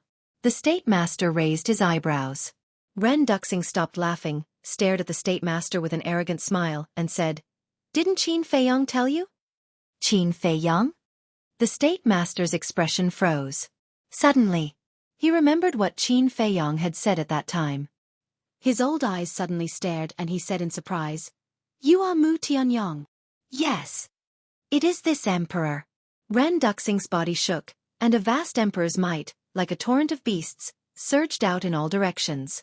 The state master's eyes trembled. Originally, he thought that Mu Tianyong's return was just a lie made up by Qin Feiyong to divert everyone's attention. But he didn't expect that the previous emperor would actually come back. Mu Tianyong. In the distance. Feeling the terrifying emperor's might, the group of law enforcers was instantly in a mess. In fact, very few people in the Great Qin Empire knew the name Mu Tianyong. First, Mu Tianyong was the previous emperor, and the current emperor would definitely not allow the name Mu Tianyong to spread to the world. Second, in the past, when the Tianyong Empire was still around, everyone basically called Mu Tianyong the Tianyong war god, or the emperor. So slowly, the name Mu Tianyong was forgotten by the world. But as a member of the Law Enforcement Hall, and as an internal law enforcer who held the imperial capital's top secrets, he naturally knew who Mu Tianyong was. He was a supreme expert who could fight with the first emperor. How could they not panic? Ran Duxing glanced at the law enforcers and looked at the state master with a sneer. "It seems that this emperor's name has not been forgotten by you." "I don't believe it." The state master shook his head. He was still firm in his thoughts. Mu Tianyong was already dead, and it was impossible for him to come back. "You don't believe it?" "Ha ha. Then this emperor would like to ask you, in today's world, other than this emperor, who has the ability to control two divine artifacts?" Ren Duxing laughed wildly. Two divine artifacts. The state master was bewildered. Boom. Ren Duxing waved his hand, and the demon crystal appeared. Immediately, a black hurricane roared out, and the demonic power surged. "This is..." The state master's eyes widened as he stared at the demon crystal. "Doesn't it look familiar? I believe that there should be a detailed record of the demon crystal in the history books of your great Qin Empire." Ren Duxing joked. "It's actually a demon crystal," the state master muttered to himself, his old face full of disbelief. In the emperor's study, there was a very ancient history book that was regarded as a treasure by the previous emperors and passed down from generation to generation. Besides the previous emperors, only he had seen it in the Great Qin Empire. There was indeed a record of the demon crystal in it. According to the records, the demon crystal was a divine artifact that could control the storm and gravity. It was an item of the first emperor, but how did it fall into the hands of Mu Tianyong? Woo-woo. Rumble. Just as the state master fell into deep disbelief and was unable to extricate himself, Ran Duxing decisively activated the demon crystal. In an instant, a terrifying gravitational force surged out in all directions with the force of an avalanche. A huge cage was formed in an instant, trapping the imperial tutor inside. Inside the cage, the black hurricane roared, exuding a destructive power. "Lord, you mustn't!" The 4 sacred beasts roared anxiously in the distance. But Ran Duxing turned a deaf ear. A wisp of divine sense emerged. Clang! The red battlesword awakened again, buzzing and trembling in the air above his head, and the sword chi was endless. The state master quivered and finally regained his senses. Looking at the demon crystal and the battle sword, his face became incomparably heavy.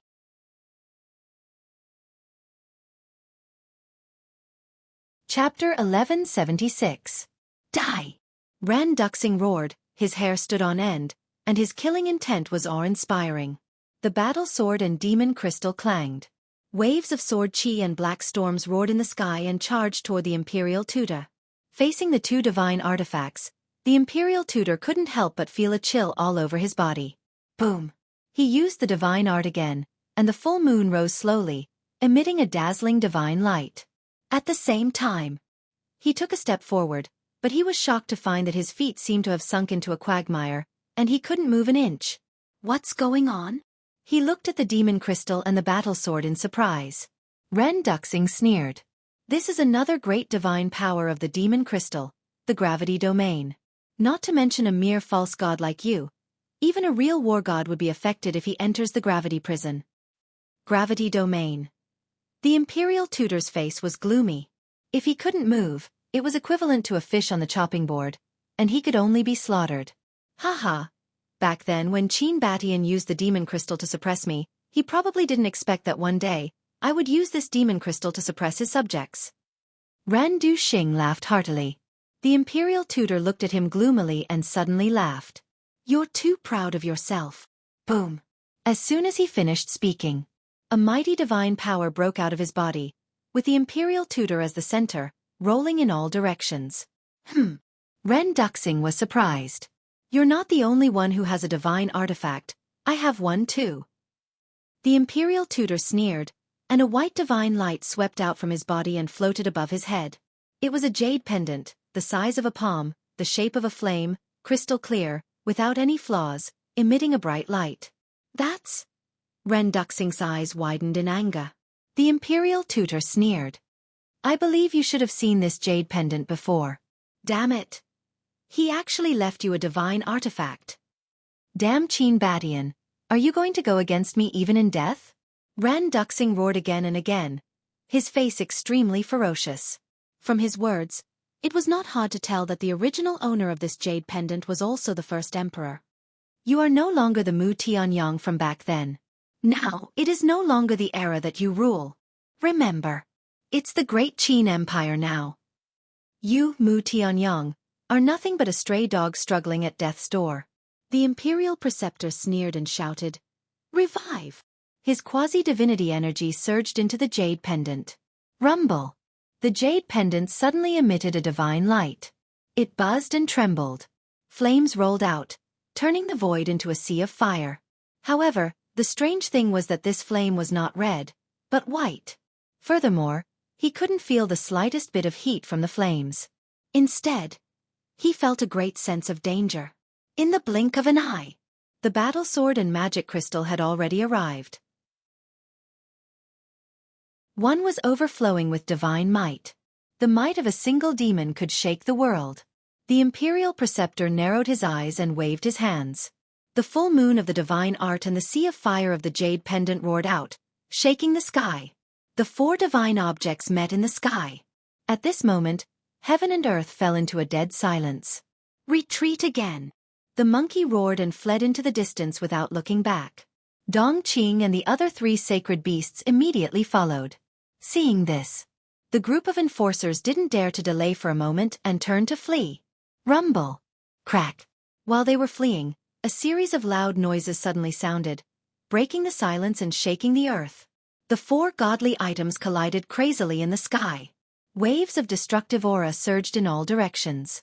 Wherever it went, the mountains collapsed and the earth cracked. It was as if doomsday had arrived. It was terrifying. Although Ran Duxing and the Imperial Preceptor did not fight head-on, the 4 divine objects would suffer serious damage every time they collided. Puff! Blood gushed out of his mouth and his body trembled violently. However, in comparison, Ren Duxing's mortal body was even worse. Cracks had already appeared on his body like a spiderweb and his blood was pouring out like a waterfall. If you still have your divine body, I will definitely not be your opponent. But now you are just a mortal body. How can you fight with me? The Imperial Preceptor sneered. In fact, he was not in a good situation either. Because as a fake god, his divine power and divine sense had not reached the level of the god of war. Therefore, it was still a bit difficult for him to revive the divine object. Just like before, Yigleo's revival of the Real Spacetime Gate had caused great damage to his vitality. He would need to rest for a few days to recover. An ant will always be an ant.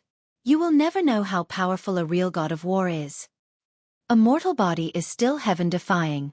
Ren Duxing laughed arrogantly. A wisp of divine sense appeared and merged into his body. The cracks all over his body immediately began to heal. The Imperial Preceptor's pupils shrank. But then, his eyes lit up and he said calmly, "If I'm not wrong, you should not have a complete divine soul now. You are just a remnant soul." Ren Duxing's eyes darkened. He did not expect the Imperial Preceptor to see through it. The Imperial Preceptor sneered, "In the state of a remnant soul, you are still consuming your divine sense like this. Aren't you afraid that your divine sense will be destroyed?" Ren Duxing said, "Don't worry. Before my divine sense is exhausted, I will definitely send you to hell." "Then let's try. Let's see if you send me to hell first or if I will exhaust your divine sense first." The Imperial Preceptor laughed. After confirming this, he was fearless. He went all out and charged into the sky with Ren Duxing. Dong Qing and the others had already retreated thousands of miles away. However, even though they were so far away, the aura that covered the sky and covered the earth caused them to be uncontrollably alarmed. Because they were too far away, they could no longer see the Imperial Preceptor and Ren Duxing. They could only hear the rumbling from the sky. Even further away, in the sky above a river, a blood-red light streaked across the sky and rushed to the deepest part. It was the inner demons. At this moment, his cultivation had risen to a 5-star combat emperor. His whole body seemed to be bathed in blood and emitted a shocking murderous aura. His current position was still very far from the hinterland. It would take him at least 4 to 6 hours to reach there. But even so, he could still sense the fluctuations of the battle between the Imperial Preceptor and Ren Duxing. Suddenly, he stopped and looked in the direction of the hinterland. His face was full of playfulness. "Looks like I have to get there as soon as possible. Otherwise, I will miss a wonderful show." He muttered to himself and entered the ancient castle. Mu Qing was like a dead dog lying on the ground weakly. His face was beyond recognition. Fatso was still torturing him. As for Lu Hong and the others, they were all meditating with their eyes closed. But once they sensed the aura of the inner demons, they all opened their eyes. The inner demons glanced at everyone and looked at Fatso. "Stand down." Fatso's gaze trembled. He quickly put down Mu Qing and obediently retreated to the side. If it was Qin Fei Yong, he would definitely ignore him. But facing the inner demons, he did not dare to be rash. The inner demons walked in front of Mu Qing and looked down at Mu Qing. He grinned and said, "Let me tell you a piece of good news. Ren Duxing and the Imperial Preceptor are fighting." Mu Qing's expression changed slightly. He could not help but start to worry. The inner demons asked, "Do you want to save him?" "Haha. My lord is extremely powerful. How can a mere Imperial Preceptor shake him?" Mu Qing laughed loudly. He did not hide his sarcasm. "Yes, your lord is indeed very strong. But don't forget, he is now in a weakened state." The inner demons laughed mockingly. Hearing this, Mu Qing's laughter came to an abrupt end. As for the Imperial Preceptor, although he is only a pseudo-god, he is at his peak. And the fluctuations of their battle have been coming for a long time. This is enough to show that the Imperial Preceptor has the ability to fight with your lord. The inner demons said. Mu Qing's face became gloomier. The inner demons said, "If you want to save him, quickly use your heavenly eye to calculate their location and coordinates." "Will you be so kind?" Mu Qing sneered. "Of course I'm not so kind. I'm just going to watch the show. How can I miss such a wonderful show?" Of course, if I'm in a good mood, I might help your lord. The inner demons laughed. Help. Do you have the ability? Mu Qing sneered. That's not necessarily true. The inner demon snickered. Mu Qing's face was gloomy. In the end, he gritted his teeth and said, "Give me the spiritual sea elixir." Fatso said, "We asked you to calculate their coordinates. What do you want the spiritual sea elixir for?" Mu Qing said angrily, "My cultivation is completely destroyed. How can I open my heavenly eye?" Fatso still wanted to say something. The inner demons waved his hand and said, "It doesn't matter. Give him the spiritual sea elixir. After calculating the coordinates of Ren Duxing and the Imperial Preceptor, you can destroy his cultivation." "You're a bastard," Mu Qing roared. "No. You're wrong. I'm not a bastard. I'm a demon." The inner demons laughed again and again. Fatso also sneered. He took out a spiritual sea elixir with 5 patterns and threw it to Mu Qing. Mu Qing looked at the two of them gloomily, grabbed the spiritual sea elixir, and threw it into his mouth. The spiritual sea elixir with 5 patterns couldn't repair the Qi Sea in an instant. But the inner demons didn't care about this little bit of time. About half an hour later, Mu Qing finally opened his eyes. There was a strange light in his eyes. A horrifying battlefield was faintly reflected within those eyes, and it was even to the extent that one could faintly see 2 figures fighting madly in the sky. Then, a cold light flashed in the depths of Mu Qing's eyes. He gave the inner demons a coordinate. Fatso immediately prepared to destroy Mu Qing's cultivation. "Wait." The inner demon stretched out his hand. "What's wrong?" Fatso looked at him in confusion. The inner demons ignored him. He looked at Mu Qing and said with a smile, "You're still playing tricks." Mu Qing's pupils shrank. He said angrily, "Didn't you ask for their coordinates? Now that I've given it to you, you say that I'm playing tricks. What do you mean?" The inner demon said jokingly, "The coordinates you gave me should be the coordinates of the center of the battlefield, right?" Hearing this, Mu Qing looked slightly flustered. The coordinates of the center of the battlefield? Fatty furrowed his brows, feeling a little confused. But suddenly, an idea flashed in his mind, and a look of realization appeared on his face. But in his eyes, there was a strong anger surging. He immediately took a step forward and kicked Mu Qing in the chest. Puff! Mu Qing flew out on the spot and hit the wall behind him. Blood spurted out. You're tuning in to the Xueqi's Martial Arts Saga YouTube channel. Don't forget to subscribe and join us on this journey to catch the most captivating stories.